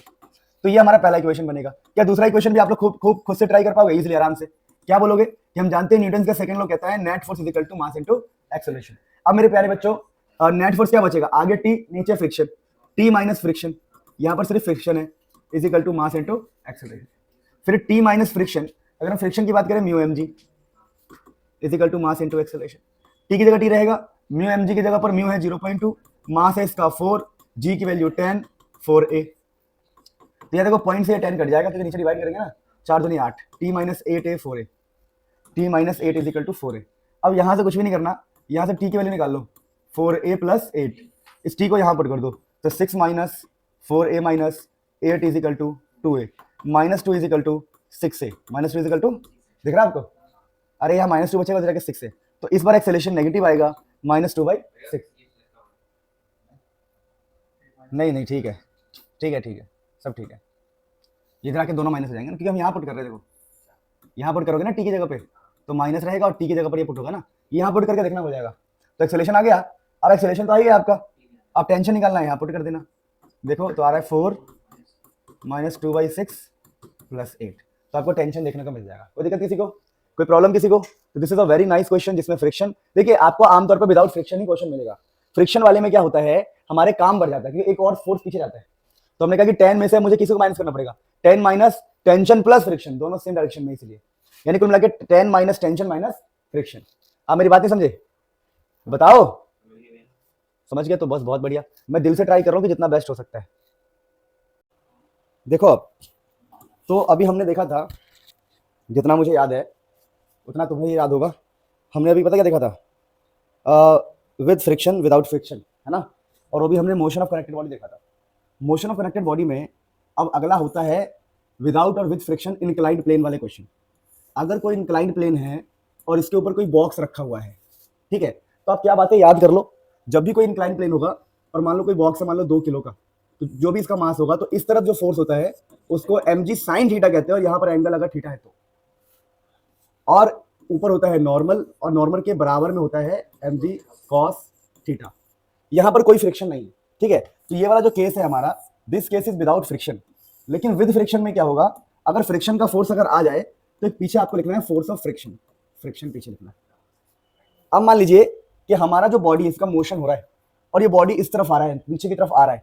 अगर बॉडी इस तरफ आ रहा है तो हम बोलेंगे देखो भैया, हम सेकंड लॉ यूज करेंगे, जो कि सेकंड लॉ कहता है net force is equal to mass into acceleration, net force is equal to mass into acceleration. फिर आप कहेंगे यार भैया एक बात पाओ, अब ये बात तो आपने कह दी कि भाई net force mass into acceleration, तो नेट फोर्स कितना है? तो अगर आप देखोगे तो बॉडी ढलान में इधर आएगा, तो इधर एक ही फोर्स है सिर्फ mg sin थीटा। तो आपका जो mg sin थीटा है वो मास इनटू एक्सेलरेशन होगा, और मास से मास कट जाएगा तो आंसर आएगा g sin थीटा। तो कुछ भी नहीं करना है, आपको बस एंगल की वैल्यू पुट करनी है, g की वैल्यू पुट करनी है, आपको मिल जाएगा एक्सेलरेशन। मेरी बात समझे? तो एक बॉडी अगर ढलान से नीचे आ रही है तो उसका एक्सेलरेशन होता है g sin थीटा के बराबर। अगर आपसे क्वेश्चन कहता है कि भाई, अगर आपसे क्वेश्चन कहता है कि इसमें कैसे एक्सेलरेशन निकालेंगे, तो आप बोलोगे अगर मुझे इसमें एक्सेलरेशन निकालना है फ्रिक्शन वाले केस में, तो आप बोलना नेट फोर्स होता है मास इनटू एक्सेलरेशन। अगर बॉडी नीचे आ रही है तो कितना बचा होगा? तो हम कहेंगे देखो अगर मान लो इधर 50 है और पीछे 5 है तो कितना बचा, 45। तो नेट फोर्स क्या बचेगा, तो इस वाले में से इसको माइनस कर देंगे, नीचे आ रही है मतलब इस वाले फोर्स में से इसको माइनस कर देंगे, तो हम कहेंगे भैया mg sin theta minus force of friction is equal to mass into acceleration. और मेरे प्यारे बच्चों अब बहुत ही आसानी से यहाँ पर mg sin थीटा लिख सकते हो और फ्रिक्शन की जगह क्या लिखते हैं, mu times normal is equal to mass into acceleration. बस यहाँ पर एक गलती नहीं करेंगे आप लोग कि यहाँ पर जो नॉर्मल होता है, देखिए इन केसेस में जब एक इंक्लाइंड प्लेन होता है उठा हुआ, अच्छा इंक्लाइंड प्लेन समझते हो ना कि भाई धरती को उठा दिया गया है, उसके ऊपर एक बॉक्स रख दिया गया है और बॉक्स फिसल रही है, तो फिसलेगा तो एक्सेलरेशन का ये फॉर्मूला है। लेकिन जब फ्रिक्शन आ जाएगा तो अब फोर्स को घटाना पड़ेगा, फ्रिक्शन को माइनस करना पड़ेगा। अब इसमें नॉर्मल जो होता है ना दोस्तों, वो हमेशा mg cos थीटा के बराबर होता है, तो हम बोलेंगे normal is equal to mg cos theta. Normal mg cos theta के बराबर होता है, तो यहां पर जब आप पुट करेंगे तो mg sin theta minus mu times normal, normal होता है mg cos theta is equal to ma। ठीक है, तो a कितना आ गया बताओ, a आ गया g sin theta minus mu g cos theta. मेरी बात समझे नहीं समझे, बोलो। तो ये हो गया आपका एक्सेलरेशन, क्या हो गया, कोई दिक्कत किसी को, पक्का पक्का, नो दिक्कत, नो प्रॉब्लम, नो कष्ट। तो लिख लो फटाफट। तो ऐसे वाले क्वेश्चन संभाल लोगे ना, कुछ भी नहीं करना। म्यू क्या होता है, कोफिशिएंट ऑफ फ्रिक्शन, म्यू होता है कोफिशिएंट ऑफ फ्रिक्शन, ये पता होना चाहिए आप लोगों को कि म्यू का मतलब होता है कोफिशिएंट ऑफ फ्रिक्शन। फटाफट नोट कर लो जिन समझे। यहाँ पर म्यू क्या है समझ रहे हो, म्यू देखिए फ्रिक्शन का फॉर्मूला होता है म्यू एन, पहले पीछे बताया था मैंने आपको। और म्यू का मतलब क्या होता है, coefficient of friction, coefficient of friction. देखो हल्का सा तो आप लोगों को आना ही चाहिए, फटाफट नोट करो फिर आगे बढ़ते हैं जल्दी जल्दी। तो ऐसे क्वेश्चन आप इजीली डील कर सकते हो अगर ऐसा क्वेश्चन कभी आ जाए तो। बस ध्यान रखना है जब भी ऐसा क्वेश्चन दिखाई दे जी की वैल्यू पुट करो, मतलब सिंपल प्रोसेस को फॉलो करना और कुछ नहीं, ठीक है। अगर मैं आपको एक रफ आइडिया दूं तो किसी ने मुझे बोल दिया कि भाई एक क्वेश्चन है कि एक बॉक्स है, मान लो यार बॉक्स ना 3 किलो का है और कह रहे हैं 3 किलो का बॉक्स है और उनके बीच में coefficient of friction, coefficient of friction ना मान लो 0.2 है, और बोले यार मुझे ना तो इसकी एक्सेलरेशन बता दे। तो एक तरीका तो ये है कि भाई इसने फ्रिक्शन बोला है तो इस वाले टॉपिक पे आओगे, एक तरीका तो ये है कि पूरा प्रोसेस को फॉलो करो, एक तरीका ये है कि इसको याद करके जाओ।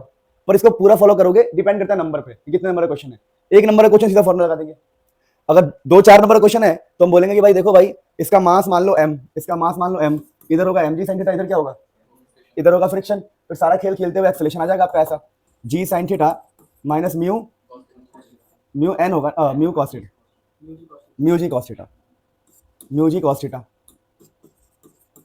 अब जो भी एंगल आपको दिया होगा वो सारे एंगल g की वैल्यू पुट कर दो, 10 sin 30 1/2 माइनस म्यू 0.2 cos 30 √3/2, और आपका एक्सेलरेशन मिल जाएगा। इसको पूरा सॉल्व करने की जरूरत नहीं होती, बस ब्रैकेट में बोल दिया जाता है कि ये इसका आंसर है, ब्रैकेट में बोल देंगे ये इसका आंसर है, ठीक है, समझ में आया। तो कोई प्रॉब्लम तो नहीं, खाली वैल्यू तो पुट करना है यार, इतना भी वो थोड़ी बनना है कि नूब नहीं बनना है इतना भी कि एकदम सब कुछ। अब मेरी बात सुनना ध्यान से, क्या सुनना है ध्यान से, कि जब हम ये वाले क्वेश्चन कर लेते हैं तो इस चैप्टर में आता है पुली वाले क्वेश्चन, ठीक है ना। तो आपको मैं पुली वाले क्वेश्चन समझाता हूँ, पुली क्वेश्चन। फिर इसमें पुली वाले क्वेश्चन कैसे करते हैं, तो बड़ा आसान होता है। क्या आसान होता है, देखो जैसे ये एक पुली है, ठीक है, कोई भी पुली का क्वेश्चन है ऐसे करना है। तो यहाँ पर एक मास होगा और यहाँ पर आपको एक मास मिलेगा, ठीक है दोस्तों। तो यहाँ पर एक मास मिलेगा और यहाँ भी आपको एक मास मिलेगा। मान लो ये 2 किलो का मास है और मान लो ये 5 किलो का मास है। तो आपको इन क्वेश्चंस में क्या करना होता है, हमेशा हमेशा mg नीचे लटकाना होता है और यहाँ भी mg नीचे लटकाना होता है हमेशा। बॉडी से दूर आपको टेंशन ड्रॉ करना होता है, इसको रट्टा ही मान लो कि ऐसा ही करते हैं। इस बॉडी से दूर एक टेंशन होता है, mg नीचे टेंशन ऊपर, mg नीचे टेंशन ऊपर। आपको लॉजिकली सोचना है कि ये पुली किस तरफ आएगा, पुली का मतलब जो ऐसे ऐसे हो सकता है, तो पुली किस तरफ आएगा, तराजू की तरफ होता है, तो तराजू आएगा इस तरफ, है ना। तो क्वेश्चन आएगा आपसे फाइंड एक्सेलरेशन एंड टेंशन। आपसे बोलेंगे यार तू मेरे को ना एक्सेलरेशन एंड टेंशन निकाल के दिखा। तुम्हें कुछ भी नहीं करना, तुम्हें एक प्रोसेस को फॉलो करना है। आपको इनके 20 से एक लाइन खींचनी है, 20 से एक लाइन ऐसे खींचनी है और एक लाइन ऐसे खींचनी है, और 2 हिस्से में क्वेश्चन को तोड़ देना है। पहला हिस्सा ये, जिस तरफ बॉक्स आएगा, नीचे आ रहा है ना बॉक्स, तो यहाँ लिख दो यार नेट फोर्स होता है मास इनटू एक्सेलरेशन, नेट फोर्स होता है मास इनटू एक्सेलरेशन। तो बॉडी नीचे आ रहा है, बॉडी नीचे आने का मतलब है कि ये वाला फोर्स बड़ा होगा और पीछे ये रोक रहा होगा, जिसका नाम है टेंशन। क्या नाम है, टेंशन। रस्सी के अंदर, स्ट्रिंग के अंदर हमेशा एक फोर्स होता है जिसको बोलते हैं हम टेंशन, और टेंशन हमेशा हम बॉडी से दूर बनाते हैं। ये बॉडी ना, बॉडी तो बॉडी से दूर बनाएंगे हम, बॉडी से दूर। टेंशन इस जैसे अगर मान लो एक 2 बॉडी ऐसे कनेक्टेड है तो टेंशन ऐसे बनाते हैं, इस बॉडी से दूर टेंशन, इस बॉडी से दूर tension. Tension is always away from the body. अगर नहीं देखा तो फिर पुरानी रिकॉर्डिंग्स देखने पड़ेंगे तुम लोगों को। अब क्या है, नेट फोर्स कैसे निकाले, तो हमने कहा देखो mg बड़ा है तो mg माइनस ऊपर क्या है T is equal to M A. पहली इक्वेशन यहाँ से बनेगी और दूसरी यहाँ से। अब ये बॉडी ऊपर जा रहा है, देखो अगर ये नीचे आ रहा है तो ये वाला ऊपर जाएगा। ऊपर जाने का मतलब हम मान लेंगे कि ये वाला फोर्स बढ़ा है तभी तो ऊपर जा रहा है, तो हम बोलेंगे F net is equal to होता है हमेशा मास इंटू एक्सेलरेशन। नेट मतलब बचा कुचा, तो T minus M G, T minus M G is equal to M A. तो यहाँ से दो इक्वेशन बनता है हमेशा, और दो इक्वेशन से क्वेश्चन सॉल्व होता है, चाहे पुली का कोई भी क्वेश्चन हो। फॉर एग्जाम्पल मैं अगर आपको एक पुली का क्वेश्चन देता हूँ, कि मैंने कहा एक पुली का क्वेश्चन देता हूँ मैं ऐसा, मैंने बेंच वाला पुली का क्वेश्चन दे रहा हूँ आपको जानबूझ के। पुली का कोई भी क्वेश्चन हो दो इक्वेशन से सॉल्व होगा। मान लीजिए हमने एक ऐसा पुली का क्वेश्चन दिया आपको, हमने कहा देखो यार एक बॉक्स यहाँ पे लटका हुआ है, ठीक है, और एक बॉक्स यहाँ लटका हुआ है, पर ये 10 किलो का है, ये वाला 1 किलो का है, तो सोचो क्या होगा। अब ये रस्सी है, ये पुली सिस्टम है, मतलब ये ऐसे ऐसे तराजू की तरह आगे ऐसे ऐसे हो सकता है तराजू की तरह, समझे। तो अब होगा क्या, इस बॉडी में टेंशन यहाँ आएगा, इसका एम जी नीचे होगा, समझे। इस बॉडी में टेंशन ऊपर होगा, इसका एम जी नीचे होगा। तो सारा खेल किसका चल रहा है, बड़ा सिंपल है। अगर आपसे कोई क्वेश्चन बोले कि भाई सॉल्व करना, मैंने आपको कहा था दो इक्वेशन बनेगा, यहाँ पर इधर आएगा नीचे, तो एम जी माइनस टी है ना, m g minus T is equal to M a. M कितना है इसका बताओ 10, g minus T is equal to 10 है। तो पहला इक्वेशन यहाँ बनेगा, दूसरा इक्वेशन आपका यहाँ बनेगा। कैसे बनेगा बताओ, बॉडी ऊपर जा रहा है, अगर बॉडी ऊपर जा रहा है तो T minus M G is equal to M A, तो T minus 1 g is equal to 1 a. अब जब भी दो इक्वेशन बनता है ना, उन दोनों को सॉल्व करना होता है। तो चलो यहाँ से टी की वैल्यू निकाल लो, कितनी आएगी ए प्लस जी, इस टी को यहाँ डाल दो, तो 10 g minus a plus g is equal to 10 a. अब देखो 10 g minus a minus g is equal to 10 a, तो क्या होगा बताओ, यहाँ बचेगा 9 g, 9 g is equal to 11 a, तो 9 g by 11 is equal to a, 9 g by 11 is equal to, ठीक है। अब जी की वैल्यू पुट कर दो, जी क्या होता है एक्सेलरेशन, तो 90 अपन में 11 आ जाएगा आपका एक्सेलरेशन। अब इस एक्सेलरेशन को यहाँ पुट कर दो, तो एक्सेलरेशन कितना है 90 बाई 11, और जी की वैल्यू कितनी है 10, तो यहाँ से टेंशन भी आ जाएगा। यानी हमेशा दो इक्वेशन बनेगा और उन दो इक्वेशन को ही घुमा फिरा के हमें आंसर लाना होता है। एक से टी की वैल्यू निकाल के दूसरे में डालो, वहां से एक्सेलरेशन निकलेगा, उसके एक्सेलरेशन को निकाल के दोबारा वहीं डाल दो। तो पुली वाले क्वेश्चन ऐसे करते हैं। अब हम पढ़ेंगे लिफ्ट वाले क्वेश्चन, ठीक है ना। इंक्लाइन प्लेन हमने कर लिया, अब हम लिफ्ट वाले क्वेश्चन करेंगे, नोट कर लो फिर आगे बढ़ते हैं। तो आप लोगों को ना थोड़ा क्रिएटिव होके चीजों करना है, बहुत नूब नहीं बनना है, मेहनत करना है, ठीक है। पहले कॉन्सेप्ट्स को सीखना है, फिर क्वेश्चन को करना है। अब देखिए जब ये वाले क्वेश्चन हमारे हो जाते हैं ना, तो इस चैप्टर में इंपॉर्टेंट होता है लिफ्ट वाला प्रॉब्लम, ठीक है। लिफ्ट वाला प्रॉब्लम इंपॉर्टेंट होता है, और कंजर्वेशन ऑफ मोमेंटम वाला प्रॉब्लम अगले चैप्टर में आएगा, वर्क एनर्जी पावर में। अब तुम बोलोगे सर लिफ्ट वाले प्रॉब्लम से आपका क्या मतलब है ना। इसमें एक लिफ्ट वाले प्रॉब्लम होते हैं जो बड़े फेमस होते हैं। लिफ्ट में क्या होता है, लिफ्ट में या इसी को बोलते हैं एपरेंट वेट, ठीक है ना। एपरेंट वेट वाले क्वेश्चन, एपरेंट वेट का मतलब है नकली वेट। क्या इसका मतलब होता है, नकली वेट। जब भी हम लिफ्ट में ऊपर या नीचे जाते हैं तो हमारे वेट में फर्क आता है, या तो वेट हमें हल्का लगता है या भारी लगता है, तो इसी को बोलते हैं एपरेंट वेट। अब इसके क्वेश्चन करने का एक तरीका होता है, क्या तरीका होता है कि आपको क्वेश्चन को अच्छे से पढ़ना होता है और समझना होता है। इसमें होता है क्या, जैसे मैं आपको चार तरह के क्वेश्चन बनते हैं, चारों क्वेश्चन करा रहा हूँ। पहला क्वेश्चन ये बनता है कि बोलेंगे एक लिफ्ट के अंदर एक बंदा है, वो बंदा खड़ा है, ठीक है।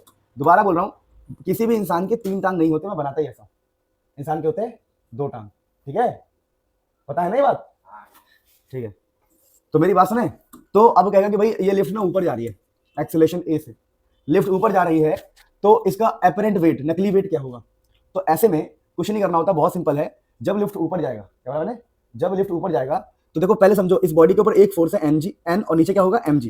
इस अगर मैं खड़ा हूं तो एक तो नॉर्मल फोर्स लगता है मेरे ऊपर और एक ग्रेविटी का फोर्स लगता है। तो यहाँ पर इक्वेशन क्या बनेगा, एन, देखो लिफ्ट ऊपर जा रहा है, लिफ्ट ऊपर जाने का मतलब है कि लिफ्ट ऊपर जा रहा है, तो यहाँ पर इक्वेशन बनता है एन का, क्या बनता है समझना, एम जी प्लस एम ए।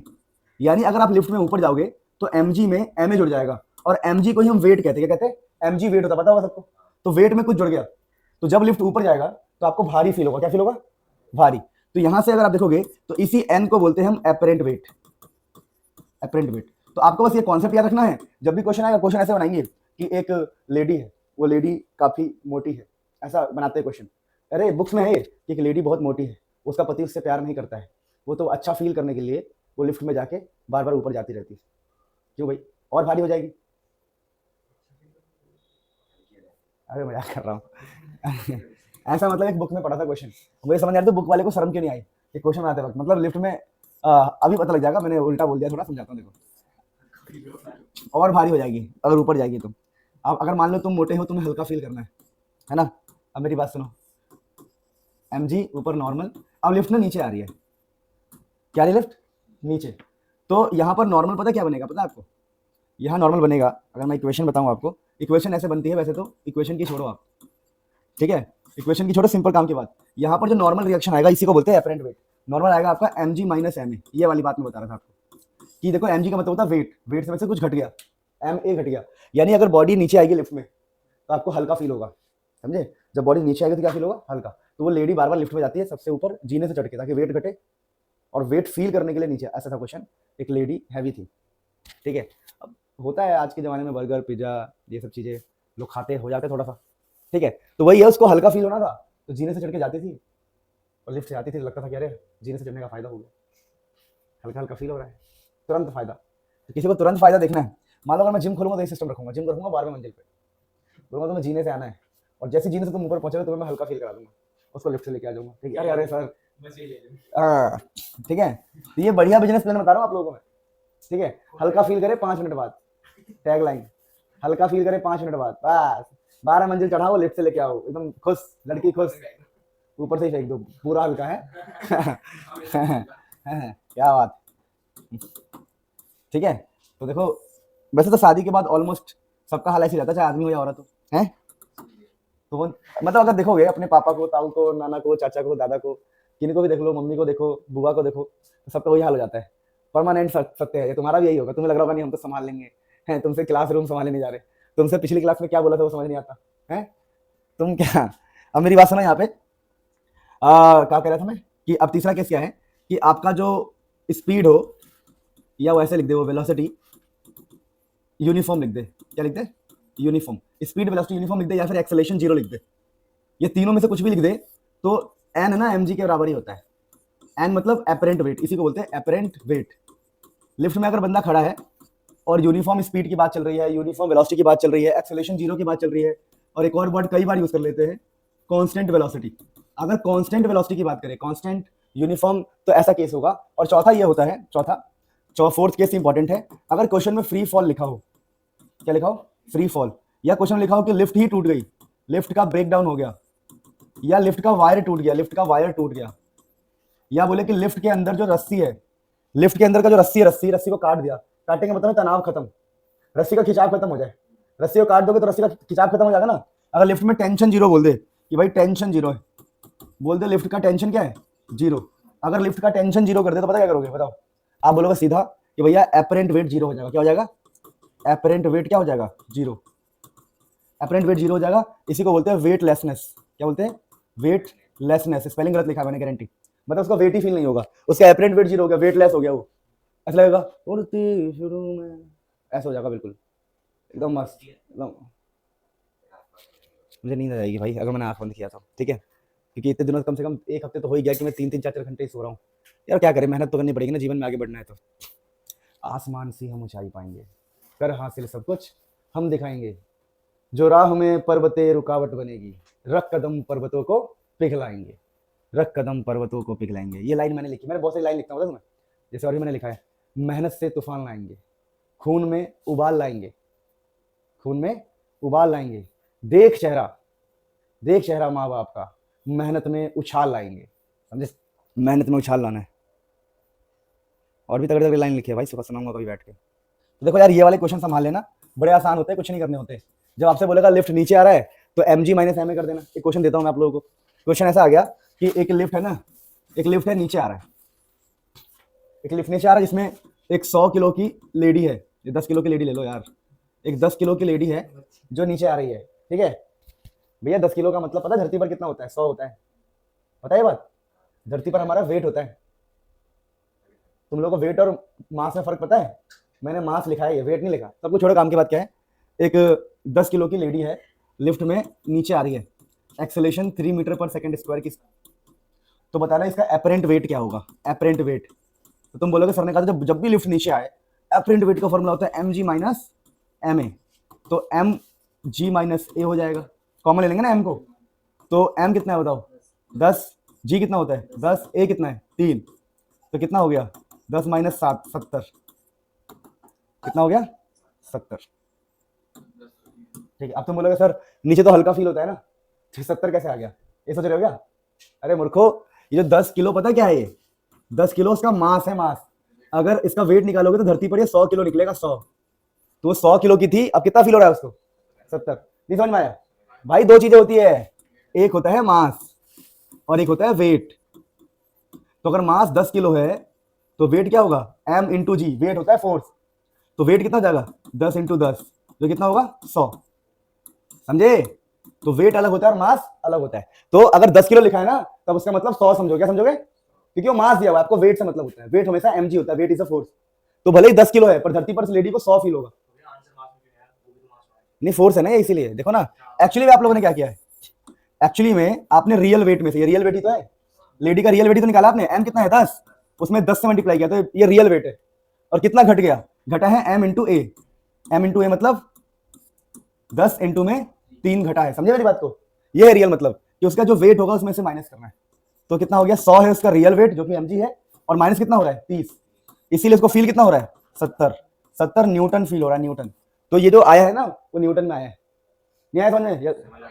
बड़ा इजी है, देखो समझो बात को। ये मास दिया है, उससे हम वेट निकालेंगे, ठीक है? आप देखो यही है, कोर कॉन्सेप्ट समझना है तो लेक्चर को देखो, अभी तो यही है फिलहाल। अब आगे बढ़ते हैं। देखो क्वेश्चन क्या लिखा है, क्वेश्चन ये काफी इंटरेस्टिंग है मेरे प्यारे बच्चों। क्वेश्चन कह रहा है a man of mass 70 kg stands on a weighing machine, एक ऐसे मशीन पे खड़ा है जिसमें वेट मेजरमेंट होता है। अब कह रहा है कि वो भाई ऊपर मूव कर रहा है और यूनिफॉर्म स्पीड है, दिख रहा है आपको? तो यूनिफॉर्म स्पीड में मैंने क्या कहा था आपको, क्या होता है याद करो, n इक्वल टू mg, और n क्या होता है अपरेंट वेट, यानी कि जो भी मशीन की रीडिंग होगी। मशीन की रीडिंग समझते हो, वेट, वेट कितना दिख रहा है, वेट में मास जो 70 का, तो हाँ तो 70 लेना है, इंसान 70 700 किलो का, तो हाँ 700 किलो फील होगा, ठीक है? क्वेश्चन ये है कि एक 70 किलो का बंदा है, ठीक है, a man of mass 70 kg stands on a weighing scale, weighing machine समझते हो, वेइंग जो वेट नापता है, which is moving upward with a uniform speed. इतना जब भी किसी क्वेश्चन में यूनिफॉर्म लिखा हो तो n इक्वल टू mg होता है, तो यहाँ पर उसको 700 न्यूटन फील होगा, ठीक है?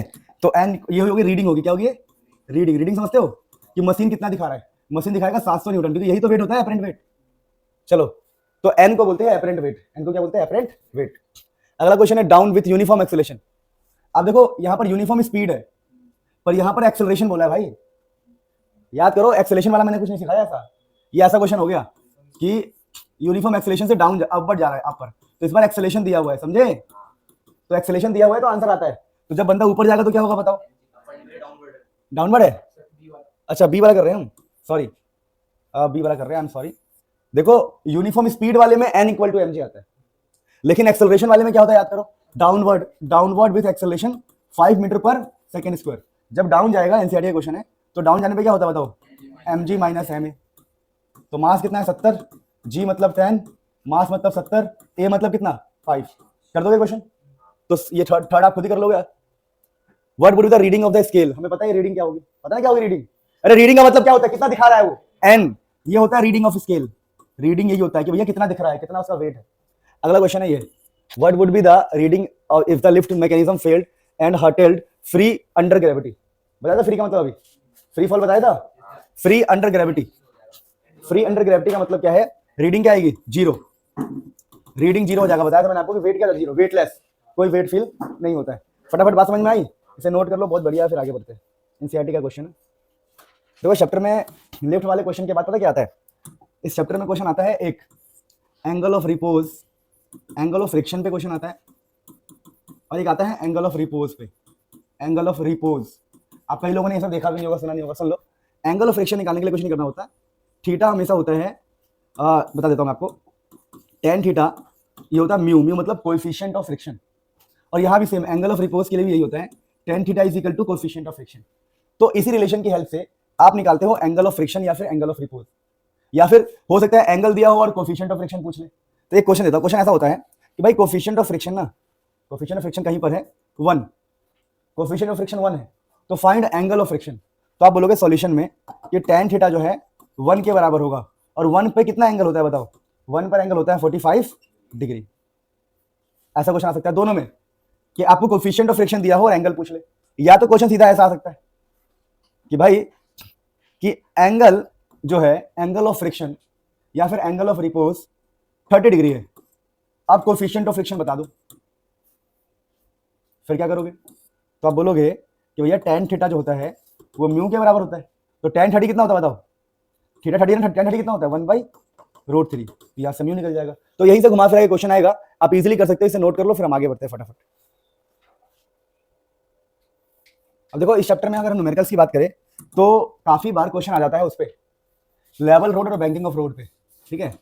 Level road and banking of road, ये क्या टॉपिक है बताता हूँ आपको मैं। इसमें होता क्या है दोस्तों, लेवल रोड और बैंकिंग ऑफ रोड में होता क्या है कि जैसे आप एक लेवल रोड पे हो, बिल्कुल लेवल रोड पे हो, लेवल समझते हो, प्लेन में एक लेवल रोड पे हो और गाड़ी मुड़ रही है, एक प्लेन पे रोड ऐसे गाड़ी मुड़ रही है, तो कहते हैं कि भैया कितनी स्पीड से हम मुड़े कि हमारी गाड़ी ना पलटे। तो जो अलाउड स्पीड का फॉर्मूला होता है वो होता है कोफिशिएंट ऑफ फ्रिक्शन, जो भी रेडियस बनेगा उस सर्कल का, म्यू आर जी। ये क्या होता है, अलाउड स्पीड। अगर इससे ज्यादा स्पीड से जाओगे तो भैया आपकी गाड़ी पलट जाएगी, आपका खेल खत्म हो जाएगा, आपका वो गायब हो जाएगा। क्या गायब हो जाएगा? देख, इंसान का हाथ जाए टेंशन नहीं, उंगली जाए टेंशन नहीं, एक चीज नहीं आना चाहिए। क्या नहीं आना चाहिए? अगर वो आदमी है तो क्या नहीं आना चाहिए? जान। क्योंकि अरे हाँ, आदमी की अगर जान जाए तो पूरी फैमिली का पीछे बैकग्राउंड होता है ना भाई, समझे मेरी बात को? जान ही की बात कर रहा था मैं। आदमी की जान कहाँ होती है?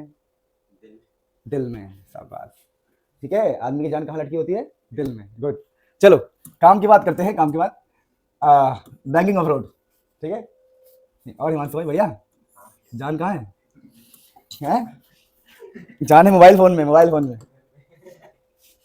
घर छोड़ के आएगा आप? कैसे संभव है ये? इम्पॉसिबल। नहीं नहीं, सुनो, अरे बैंकिंग ऑफ रोड में क्या है कि कार को हम क्या करते हैं, देखो हम ना रोड को ऐसे उठा देते हैं, रोड को ऐसे उठा देते हैं, तो रोड समझे, देखा आप लोगों ने, मोड़ते वक्त रोड इस तरफ से उठा होता है, आउटर एज उठा देते हैं रोड का, तो ऐसे मुड़ती है गाड़ी। तो बैंकिंग ऑफ रोड में जो स्पीड होता है, speed, allowed speed, allowed speed का फॉर्मूला होता है r g tan theta plus mu 1 minus mu tan theta. हे भगवान, मुझे कैसे याद रहते हैं ये सब, इसका अंडर रूट। मैं खुद ही परेशान हूँ कि मुझे कैसे याद हो गया ये, क्योंकि ये सब चीजें लोगों को कैसे याद रहेगी। तो ये होता है अलाउड स्पीड। भैया इतनी ही स्पीड से आप रोड पे मुड़ सकते हो। कौन से रोड पे? बैंकिंग रोड पे, उठा हुआ रोड पे। लिखा हुआ क्वेश्चन में बैंक रोड है कि लेवल रोड है। ये अलाउड स्पीड के फॉर्मूले, अगर इस फॉर्मूले से जो स्पीड निकालोगे उतने पे चलना है आपको, या उससे कम पे चलना है। आप कभी कभी लिखते हैं no wear tear. Wear tear समझते क्या होता है? चिटना फटना। अगर बोले कि भैया कोई फट चिट नहीं हो रहा है, मतलब कि फ्रिक्शन को जीरो करना है, फ्रिक्शन को, तो आपको म्यू को जीरो करना है। जब भी किसी क्वेश्चन में नो बियर टीयर लिखा हो तो फ्रिक्शन जीरो कर देते हैं। तो जीरो करने से क्या होगा बताओ? म्यू जीरो हो जाएगा और ये भी जीरो हो जाएगा। तो वेलोसिटी का फॉर्मूला पता है क्या बन जाता है? R g tan theta. क्या बन जाता है? ठीक है। और ये सेम फॉर्मूला, ध्यान रखना, ये सेम फॉर्मूला आता है साइक्लिस्ट के लिए। किसके लिए? तो साइक्लिस्ट के लिए ये वाला फॉर्मूला होता है सेम। और नो बियर टीयर मतलब ये मेन है फॉर्मूला, उसका एक कंडीशन है कि फ्रिक्शन को जीरो करेंगे तो ये आएगा। अगर आपसे बोले कि एक ऐसा बैंक रोड है, ऐसा बैंकिंग ऑफ रोड है जिसपे फ्रिक्शन का वैल्यू क्या है? जीरो। अगर फ्रिक्शन की वैल्यू जीरो है, कोफिशिएंट ऑफ फ्रिक्शन जीरो है, कोई बियर टीयर नहीं है, कोई फटचिट नहीं है, तो फ्रिक्शन जीरो होगा। टायर फट नहीं रहा, मतलब फ्रिक्शन क्या होगा? तो ये फॉर्मूला लिखना है। और बाई चांस किस्मत देखो, सेम फॉर्मूला किसके लिए होता है? साइक्लिस्ट के लिए। अगर साइकिल अपना मुड़ रहा है तो यही फॉर्मूला होगा। तो ये फॉर्मूला होता है नो फ्रिक्शन के केस का, और यही फॉर्मूला किसका होता है? साइक्लिस्ट के लिए। तो आपको मैं क्वेश्चन कराता हूं, तब आपको आइडिया लगे कि इसमें ऐसे कैसे क्वेश्चन आते हैं। और भी अभी तो हमारा लेवल 1 है इस क्वेश्चन का। लेवल 1 मतलब अभी हम आपको 100-200 क्वेश्चन और कराएंगे फ्यूचर में। कितने क्वेश्चन? कम से कम 100 क्वेश्चन। पेपर से पहले 150-200 क्वेश्चन कराएंगे इस चैप्टर के। और ये तो अभी आपको प्रैक्टिस कराया जा रहा है, बढ़िया बढ़िया क्वेश्चन। अब देखो ये क्वेश्चन देखो, लिखा है सर्कुलर, तो समझिए, a circular race track of radius 300 metre per second, bank कर दिया गया है 15 डिग्री से। तो बोला if the coefficient of friction, कह रहा फ्रिक्शन है 0.2, फ्रिक्शन है दोस्तों 0.2, तो what is the optimum speed to avoid wear and tear. अरे मूर्ख, क्या बोल दिया उसने? बियर टीयर ना हो, टीयर फियर ना हो। तो आपको ये लेना ही नहीं, दिया है पर लेना नहीं, आपको ये वाला फॉर्मूला यूज करना है। कौन सा वाला? Are g tan theta. तो रेडियस की वैल्यू दी होगी, पुट कर दो। रेडियस कितना है? 300 सेंटीमीटर, यानी कि 3 मीटर। कितना है मीटर? फिजिक्स में मीटर लेते हैं। तो 3 जी की वैल्यू 10 ले लो, 10 15 डिग्री पुट कर दो। अब तुम्हारे बस की नहीं, तुम इसे सॉल्व करो, इतना ही छोड़ देना। 10 15 पता है तुम्हें? हैं? ठीक है, चलो ध्यान दो। हो गया बी, देखो बी, ए हो गया बी। मैक्सिमम परमिशेबल स्पीड, कितनी स्पीड परमिशन है? कितनी स्पीड परमिशन है? तो परमिशन वाली स्पीड का फॉर्मूला बताया था मैंने आपको, अंडर रूट याद है आपको? यही अलाउड स्पीड होता है, r g tan theta plus mu. अरे बैंक रोड का फॉर्मूला ये होता है 1 माइनस म्यू टेन थीटा। तो सारी वैल्यू पुट कर देना। यहाँ 10 15 आएगा, यहाँ पर 0.2 आएगा, 0.2 था ना, यहाँ 0.2 आएगा, यहाँ 0.2 आएगा, 10 15 आर आएगा, जी आएगा, आंसर आ जाएगा। ये होता है अलाउड स्पीड। और ये कौन सा होता है? No wear tear. तो उल्टा फुल्टा उन लोगों ने दिया था क्वेश्चन में, पर हमने कर लिया। इसे नोट करो फिर आगे बढ़ते हैं। अच्छा क्वेश्चन है एनसीईआरटी का। अब देखो यहाँ पर साइकिलिस्ट लिखा है, तो बच्चे ना साइकिल देखते ही समझ लेते हैं कि हमें वो लगाना है आर जी टेन थीटा। याद है बताया था मैंने? गलत। उसने क्या बोल दिया? लेवल रोड बोल दिया ना भाई। लेवल लोड का तो एक ही फॉर्मूला बताया था मैंने आपको, क्या बताया था, म्यू आर जी। वो जो फॉर्मूला एक बार मैं आपको थोड़ा अच्छे से डिफाइन कर दूं कि एक मिनट बता देता हूँ कि वो फॉर्मूला किसके लिए होता है। देखो ये जो मैं कह रहा था ना, तो साइकिलिस्ट कह रहा था, कहाँ कह रहा था, साइकिलिस्ट, ये रहा, इसको बोलते हैं बैंडिंग ऑफ साइकिलिस्ट। जब किसी क्वेश्चन में ऐसा लिखा हो, क्या लिखा हो, बैंडिंग ऑफ साइकिलिस्ट, तो ये फॉर्मूला यूज करना, ठीक है। अब इस क्वेश्चन में खुलेआम जब वो कह रहा है कि भैया लेवल रोड की बात चल रही है, तो आप तो यही लोगे ना, समझे, और बोला है लेवल रोड, और लेवल रोड पे सर्कुलर मोशन, समझ रहे हो, बैंड नहीं कह रहा सर्कुलर मोशन है लेवल रोड पे, तो ये फॉर्मूला। तो क्वेश्चन कह रहा है कि a cyclist speeding at 18 kilometre per hour on a level road takes a sharp circular turn, कह रहा है उसकी स्पीड 18 है, उसकी स्पीड कितनी है, 18 किलोमीटर पर आवर। अभी रुक जाओ, कह रहा है कि रेडियस 3 मीटर है विदाउट रिड्यूसिंग, स्पीड को रिड्यूस भी नहीं कर रहा है, 18 की स्पीड से जा रहा है टर्न लेने, तो स्पीड भी रिड्यूस नहीं कर रहा है। द कोएफिशिएंट ऑफ फ्रिक्शन इतना है, विल साइकिलिस्ट स्लिप, क्या साइकिलिस्ट फिसलेगा, तो हम कहेंगे देखो भैया उसकी स्पीड है 18, कितनी है, और हम अपनी स्पीड निकाल लेते हैं कि अलाउड कितना है, तो पहले अलाउड स्पीड निकालो, अगर जो स्पीड हम निकालेंगे उससे ये वैल्यू कम है तो नहीं फिसलेगा, पर अलाउड स्पीड से ज्यादा है तो फिसल जाएगा। तो अलाउड स्पीड निकालो, तो म्यू हो गया 0.1, रेडियस कितना, रेडियस 3, जी की वैल्यू कितनी हो गई 10, तो आंसर कितना आ गया 3 मीटर पर सेकंड, कितना आ गया √3 मीटर पर सेकंड। अलाउड है, कितना है allowed, √3 metre per second allowed है।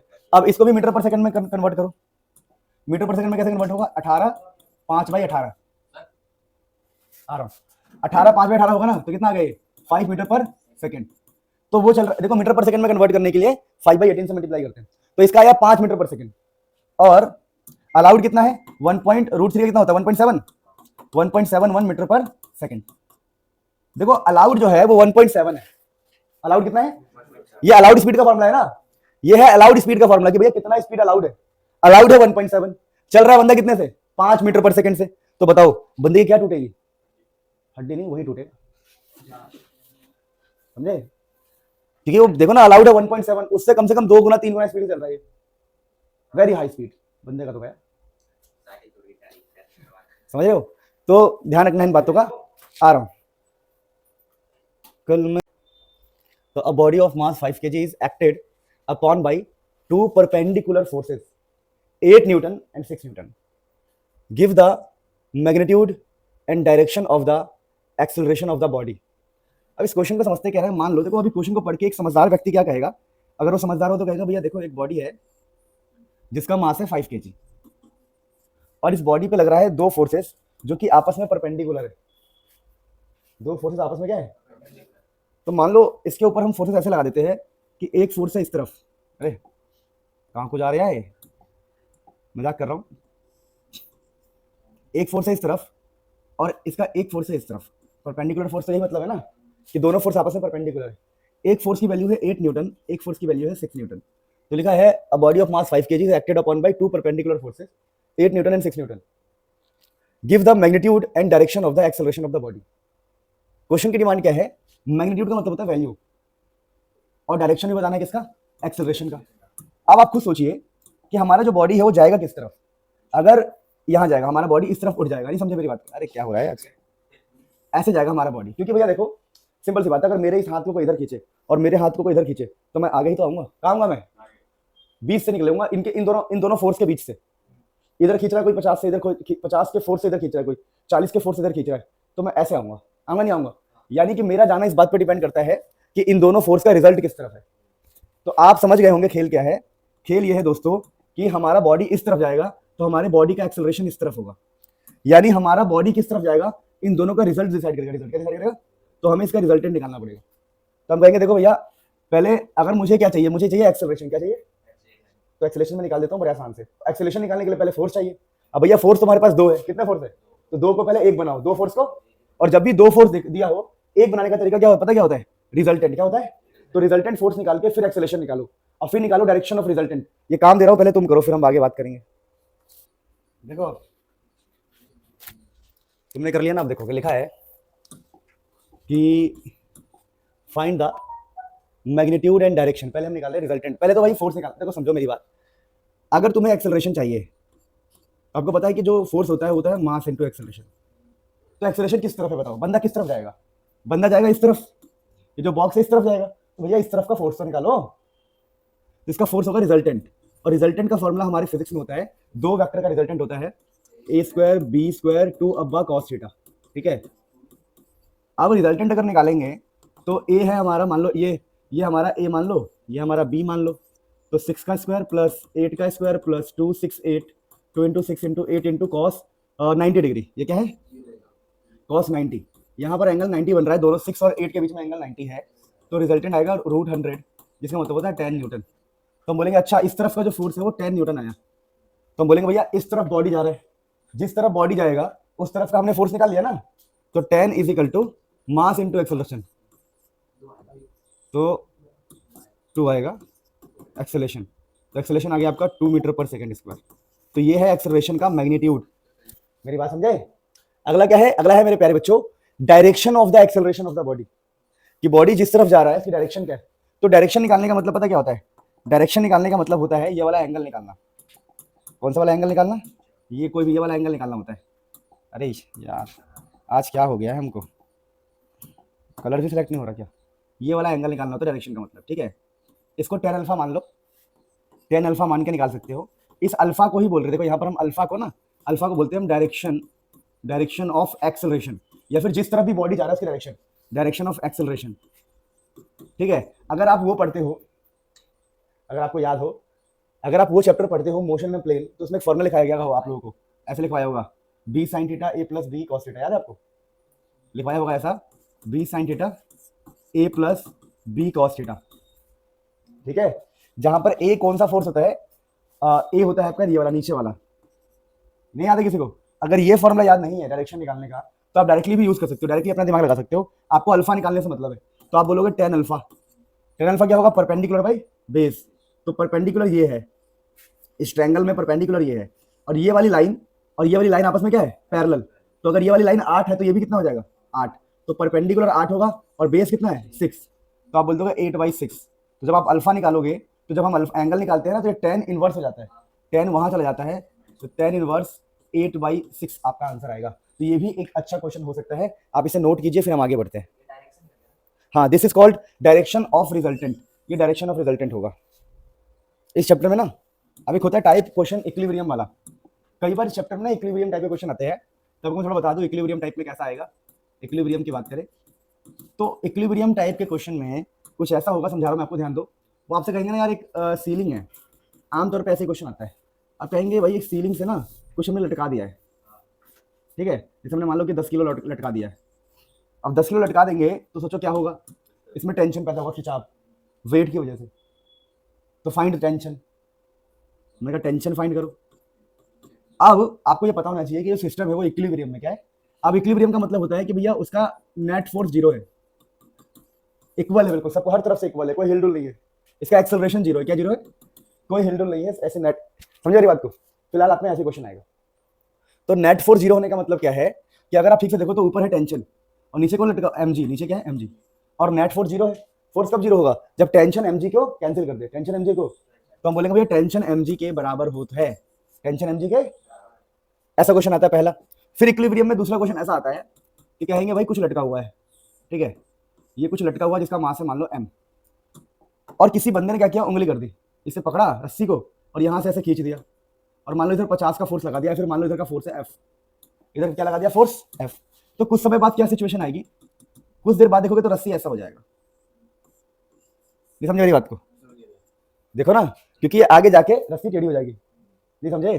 तो क्वेश्चन पूछते कि भाई यहाँ का कुछ एंगल वेंगल बताओ कि कितना एंगल आगे चला गया वो, और इस तरफ 50 का फोर्स लगा के रखा हुआ है बंदे ने, 50 ले लो या f ले लो।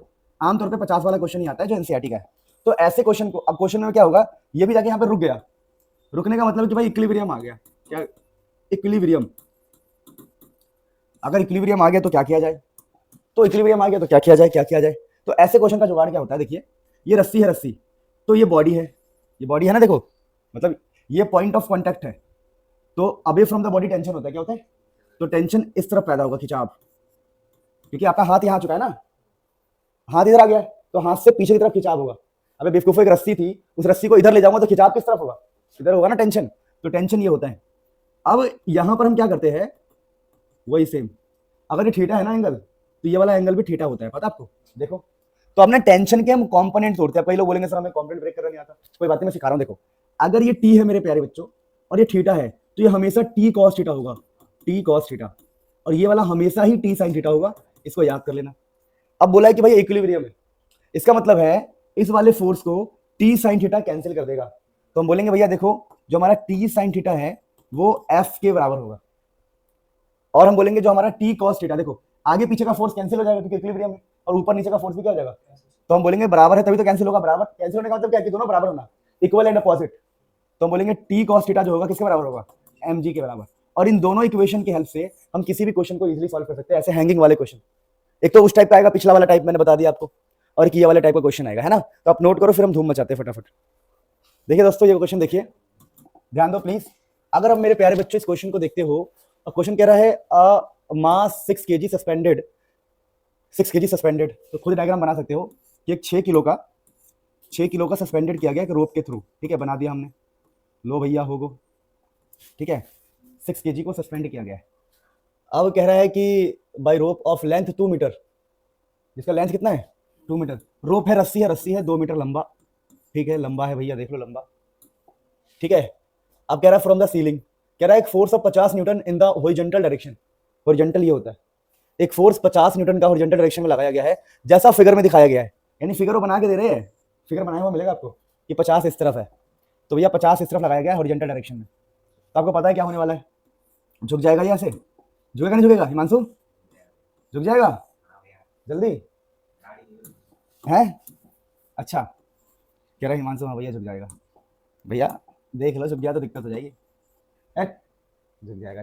सुनो तो इधर 50 का फोर्स है, इधर 6 kg है, इधर रस्सी का एंगल पूछा आपसे, और ये हो जाएगा टी कॉस थीटा, बता दिया था मैंने, और ये वाला टी साइन थीटा, और फिर क्या होगा, टी साइन थीटा किसके बराबर होगा 50 के बराबर, और टी कॉस थीटा किसके बराबर होगा 6g के बराबर, 6 इंटू जी, एम इंटू जी होता है नीचे, तो टी को 6 इंटू जी कितना हो जाएगा 60 हो जाएगा ना, अरे 6 इंटू 10 60 हो जाएगा, दोनों को डिवाइड करोगे टी से टी कट जाएगा, sine by cos tan theta, tan theta is equal to 5/6 है ना, tan theta is equal to 5/6, तो थीटा निकालोगे तो क्या जाएगा बताओ, 10 इनवर्स 5/6, ये इसका आंसर है, समझ में आया, ये इसका आंसर है।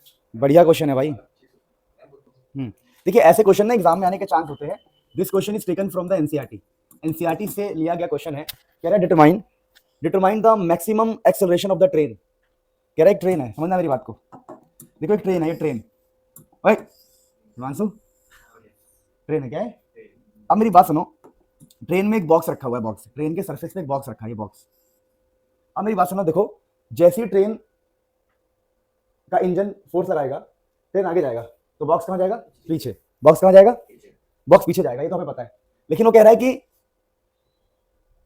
बॉक्स पीछे ना जाए, बॉक्स पीछे, कहने का मतलब क्या है, determine the maximum acceleration of the train, कि ट्रेन कितनी एक्सेलरेशन चले, ट्रेन कितनी एक्सेलरेशन से आगे बढ़े कि बॉक्स पीछे ना जाए।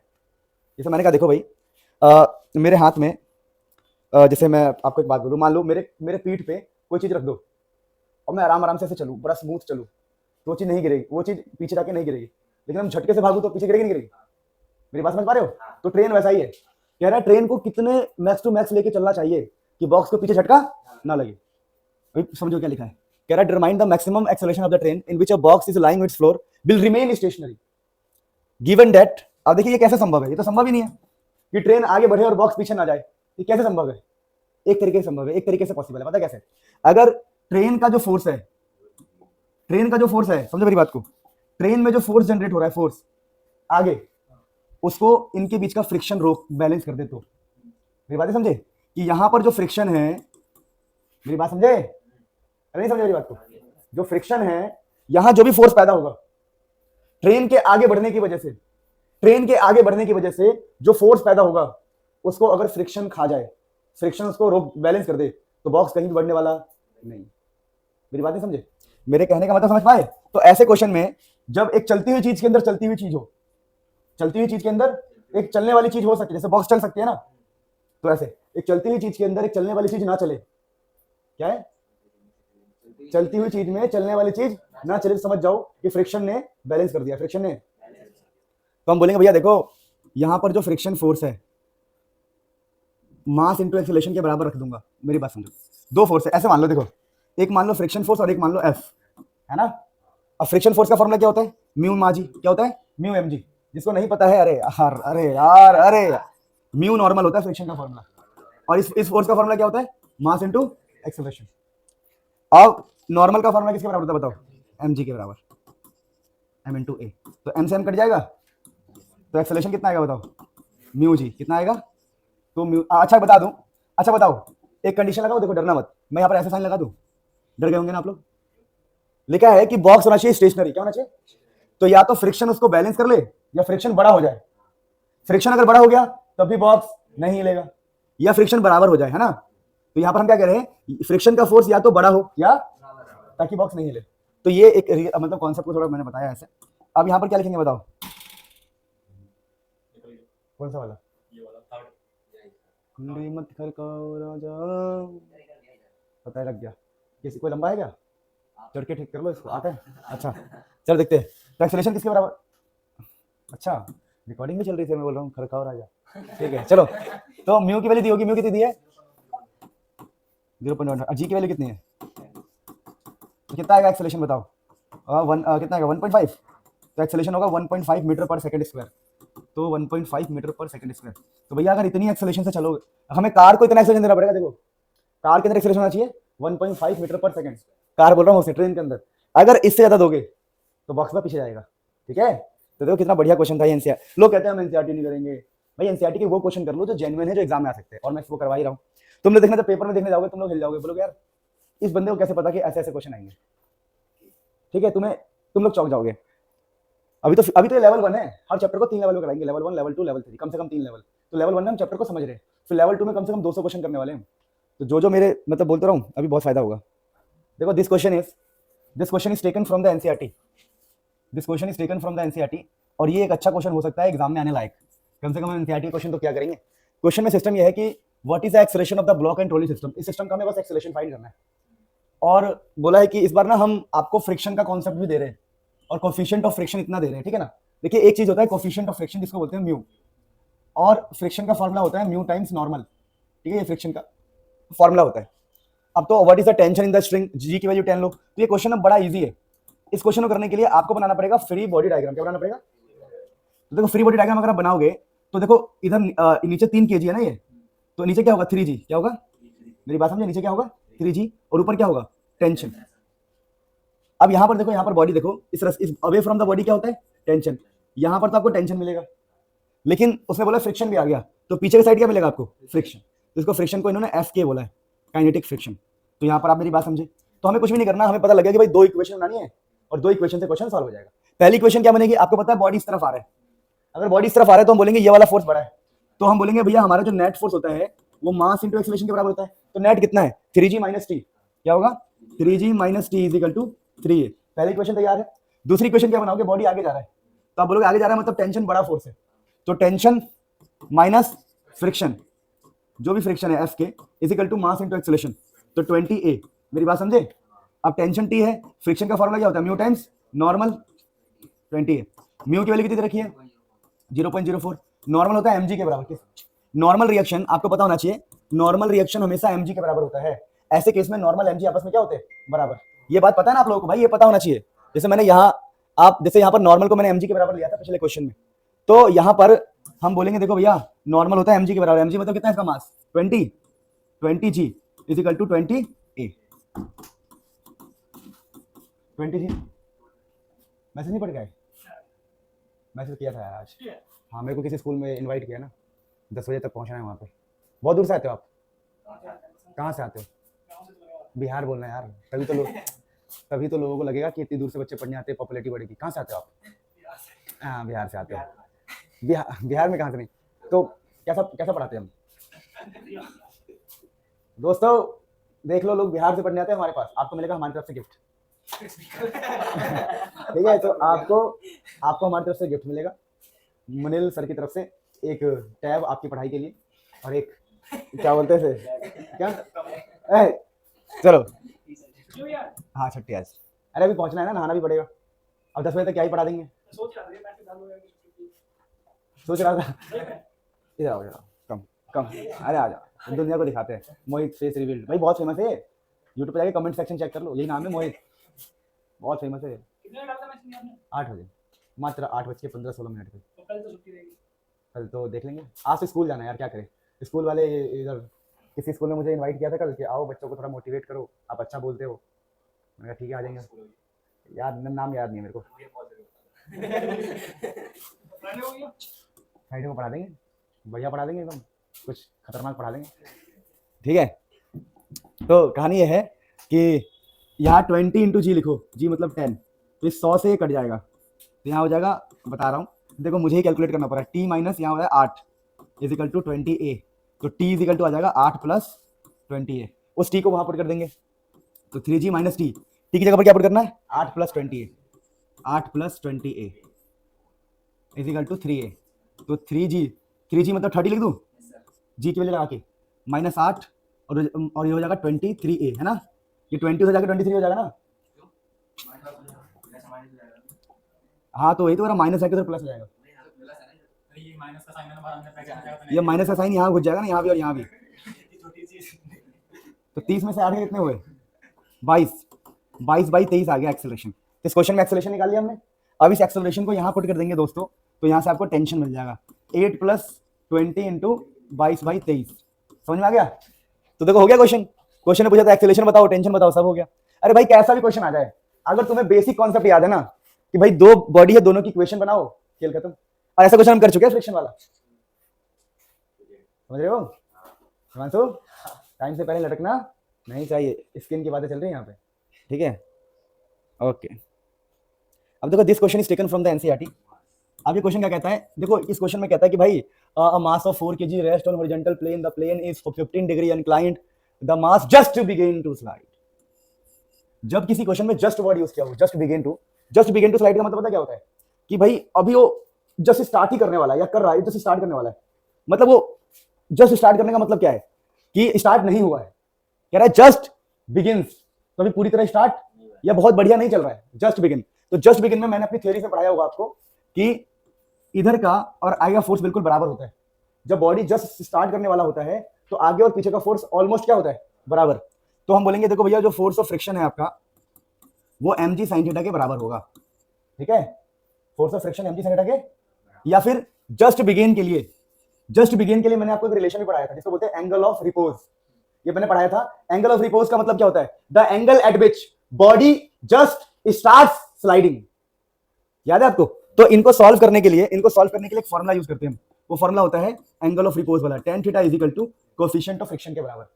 तो क्वेश्चन की डिमांड क्या है, what is the coefficient of static friction अरे मूर्ख, tan 15 डिग्री, tan यही इसका आंसर है, दिया ना 15 डिग्री, तो कोएफिशिएंट ऑफ फ्रिक्शन tan 15 के बराबर है, और तुम यही लिख के आओगे। तुम्हें क्या पता tan 15 क्या होता है, पता तुम्हें हिमांशु, गुड, समझ में नहीं आया क्वेश्चन कैसे करना है, सिंपल लिखना भैया, जस्ट बिगिन का मतलब होता है एंगल ऑफ रिपोज, नहीं याद है आप लोगों को, यार क्या कर रहे हो आप, अरे यार जस्ट बिगिन का मतलब होता है एंगल ऑफ रिपोज। जिन लोगों ने नहीं सीखा है प्लीज मेरी रिकॉर्डिंग देखो, जस्ट बिगिन का मतलब होता है एंगल ऑफ रिपोज, और एंगल ऑफ रिपोज का फॉर्मुला ये होता है।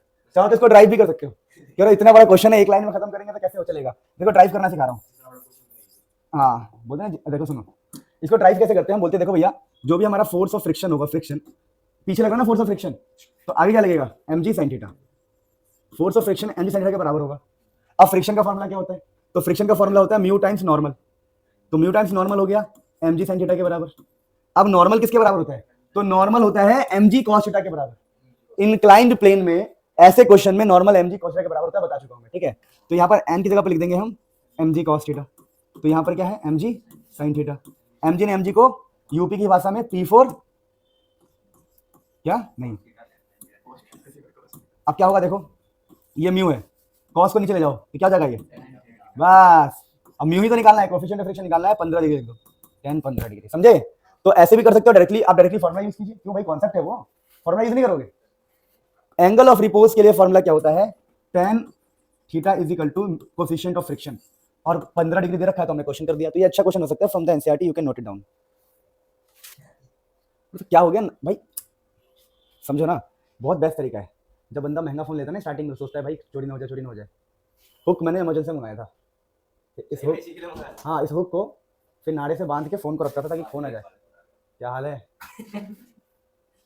अभी भी उठाना, सो के अभी भी उठाना, थोड़ी देर पहले बैठो, अभी थोड़ी देर बैठो फिर चले जाना, बैठ। अरे छुट्टी आज इंडिपेंडेंस डे के चक्कर में मुझे कहीं जाना है, हाँ चलो थोड़ी देर बैठ जाओ, आराम करो, शांत हो जाओ, ठीक है, फिर भगा देंगे, कोई दिक्कत नहीं है। अरे मजाक कर रहा हूँ भाई, हो यार तुम लोग तो मेरे। सुनो, क्वेश्चन लिखा है कांस्टेंट ग्रुप में मैसेज देके आते हैं, घर से निकलते हैं, 1 घंटे पहले मैसेज आया है, एकदम सोए, वही तो कह रहा हूं, लेट उठोगे फिर एकदम से आ जाता है ट्यूशन जाना है। अगर नींद तगड़ी नहीं आ रही तो चले जाऊंगा, नींद आ रही है तो नहीं जाऊंगा, बहाने मार लूंगा, या मेरा मन कहेगा छोड़ना, रिकॉर्डिंग देख लूंगा, ये वो, हटा यार, क्या जाना है, क्या होगा पढ़ के, एक ही जिंदगी, एक दिन मर जाना है, क्यों करना है ये सब, आस हो जाता हूँ। कल से पढ़ूंगा, जान लगा दूंगा, ठीक है, संडे छुट्टी कर लूंगा, संडे के दिन पूरा सिलेबस ही खत्म कर दूंगा, ऐसी जोश आता है एकदम से कि एक दिन में ही कर दूंगा, कुछ नहीं होता, ठीक है, मेरी बात समझे। अब क्वेश्चन है, अ कांस्टेंट रिटार्डिंग फोर्स, कह रहा है एक फोर्स लग रहा है 50 न्यूटन का एक बॉडी पे, रिटार्डिंग फोर्स मतलब रिटार्ड, रोकना, री फॉर रोकना, तो रोकने के लिए पीछे फोर्स लग रहा होगा 50 न्यूटन का, और 20 किलो का बॉडी है, मतलब एक बॉडी है जो 20 किलो का है, वो चल रहा है, क्या हो रहा है, और पीछे हमने 50 का फोर्स लगा दिया कि रुक जा भाई रुक जा। इसका इनिशियल स्पीड है 15 मीटर पर सेकंड, तो एक 15 मीटर पर सेकंड की स्पीड से एक बॉडी आगे चल रहा है और तुमने पीछे फोर्स लगा दिया। ये अच्छा क्वेश्चन है, एनसीईआरटी का क्वेश्चन है, क्रेडिट गोज टू एनसीईआरटी, ठीक है। कह रहा how long does the body take to stop, how long, इससे क्या याद आता है तुम्हें, लंबा, हाउ लॉन्ग का मतलब होता है टाइम, क्या मतलब होता है, तो कितना टाइम लगेगा कि बॉडी रुक जाए, कितना टाइम लगेगा कि बॉडी, तो हमने कहा अच्छा भैया हमसे टाइम पूछे है, तो देखो सिंपल बात है, आप कहोगे अगर आपको इनिशियल वेलोसिटी दिया हुआ है और आपसे टाइम पूछ रहा है और ये भी कह रहा है कि बॉडी रुक जाए, क्या बोला है, रुकने का मतलब ऑटोमेटिक क्या होता है, फाइनल क्या हो जाएगा, तो सोचो आपको इनिशियल दिया है, फाइनल 0 है और आपसे टाइम पूछा है, तो आप ये यूज नहीं कर लोगे, v is equal to U plus AT, अब v 0 है, u 15 है, एक्सेलरेशन नहीं पता, टाइम निकालना है, अब टाइम निकालने के लिए क्या निकालना पड़ेगा, एक्सेलरेशन, तो एक्सेलरेशन निकालने के लिए उसने क्या दिया है तुमको, फोर्स, क्या दिया है, तो तुम बोलोगे फोर्स होता है मास इनटू एक्सेलरेशन, फोर्स है 50, मास है 20, तो एक्सेलरेशन कितना आ गया 5/2। अब इस एक्सेलरेशन को यहाँ पुट कर देना, तो 15 is equal to, sorry 0 is equal to 15 plus 5/2t।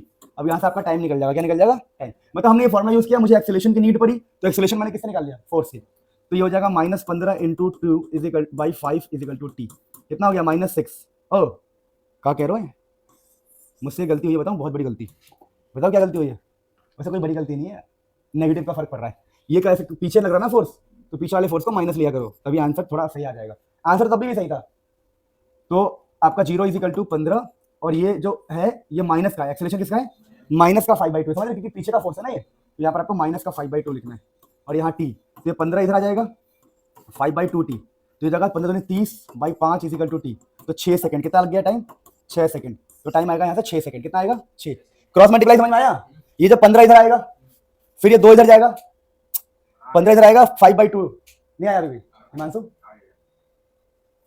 क्या आया, फिर लटक गया, ऐसे ऐसे क्वेश्चन में मुंह लटक जाएगा तो क्या होगा, मेरी बात समझे, तो इस क्वेश्चन, ये क्वेश्चन अच्छा है from the examination point of view, ठीक है, यू कैन इजीली अंडरस्टैंड बेटा।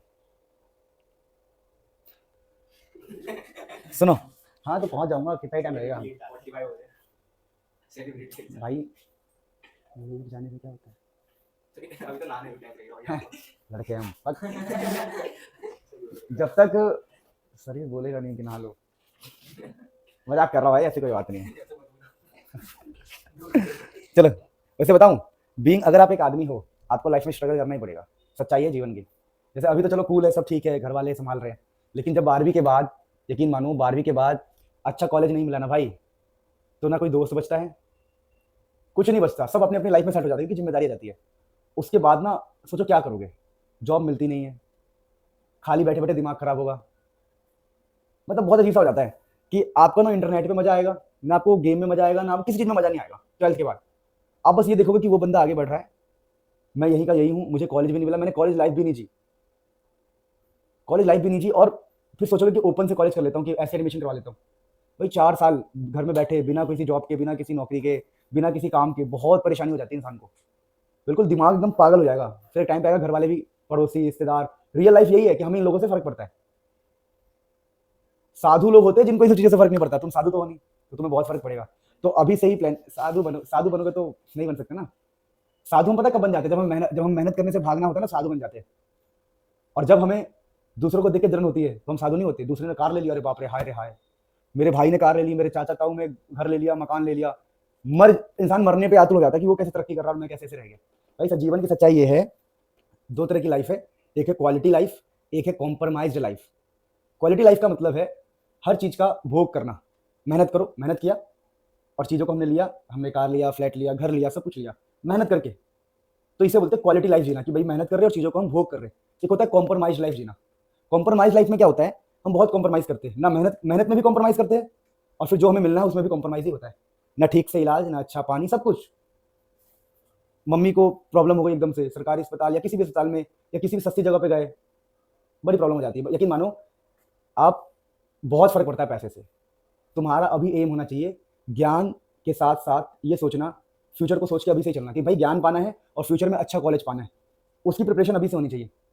मैं कहता हूँ आप 6 से 8 घंटे बढ़िया सो जाओ, और सोने के अलावा जितने टाइम भी है उतने टाइम तुम्हारा दिमाग सिर्फ पढ़ाई में होना चाहिए, सिर्फ पढ़ाई में, और किसी चीज़ में नहीं होना चाहिए। अगर सोने के बाद, उठने के बाद, तो जैसे सो गए और उठ गए, उसके बाद अगर तुम्हारे दिमाग में कुछ और आता है, इसका मतलब तुम बर्बाद हो जाओगे। क्योंकि अगर हमारी शक्ल बहुत अच्छी नहीं है, हमारा बैकग्राउंड बहुत अच्छा नहीं है, हम बहुत अच्छा खेल कूद में नहीं है, हम बहुत अच्छा म्यूजिक में नहीं है, हम में कुछ बहुत अच्छा अलग टैलेंट नहीं है, तो हमारे लिए एक ही चीज़ है पढ़ाई। और तुम बात समझो इस बात को,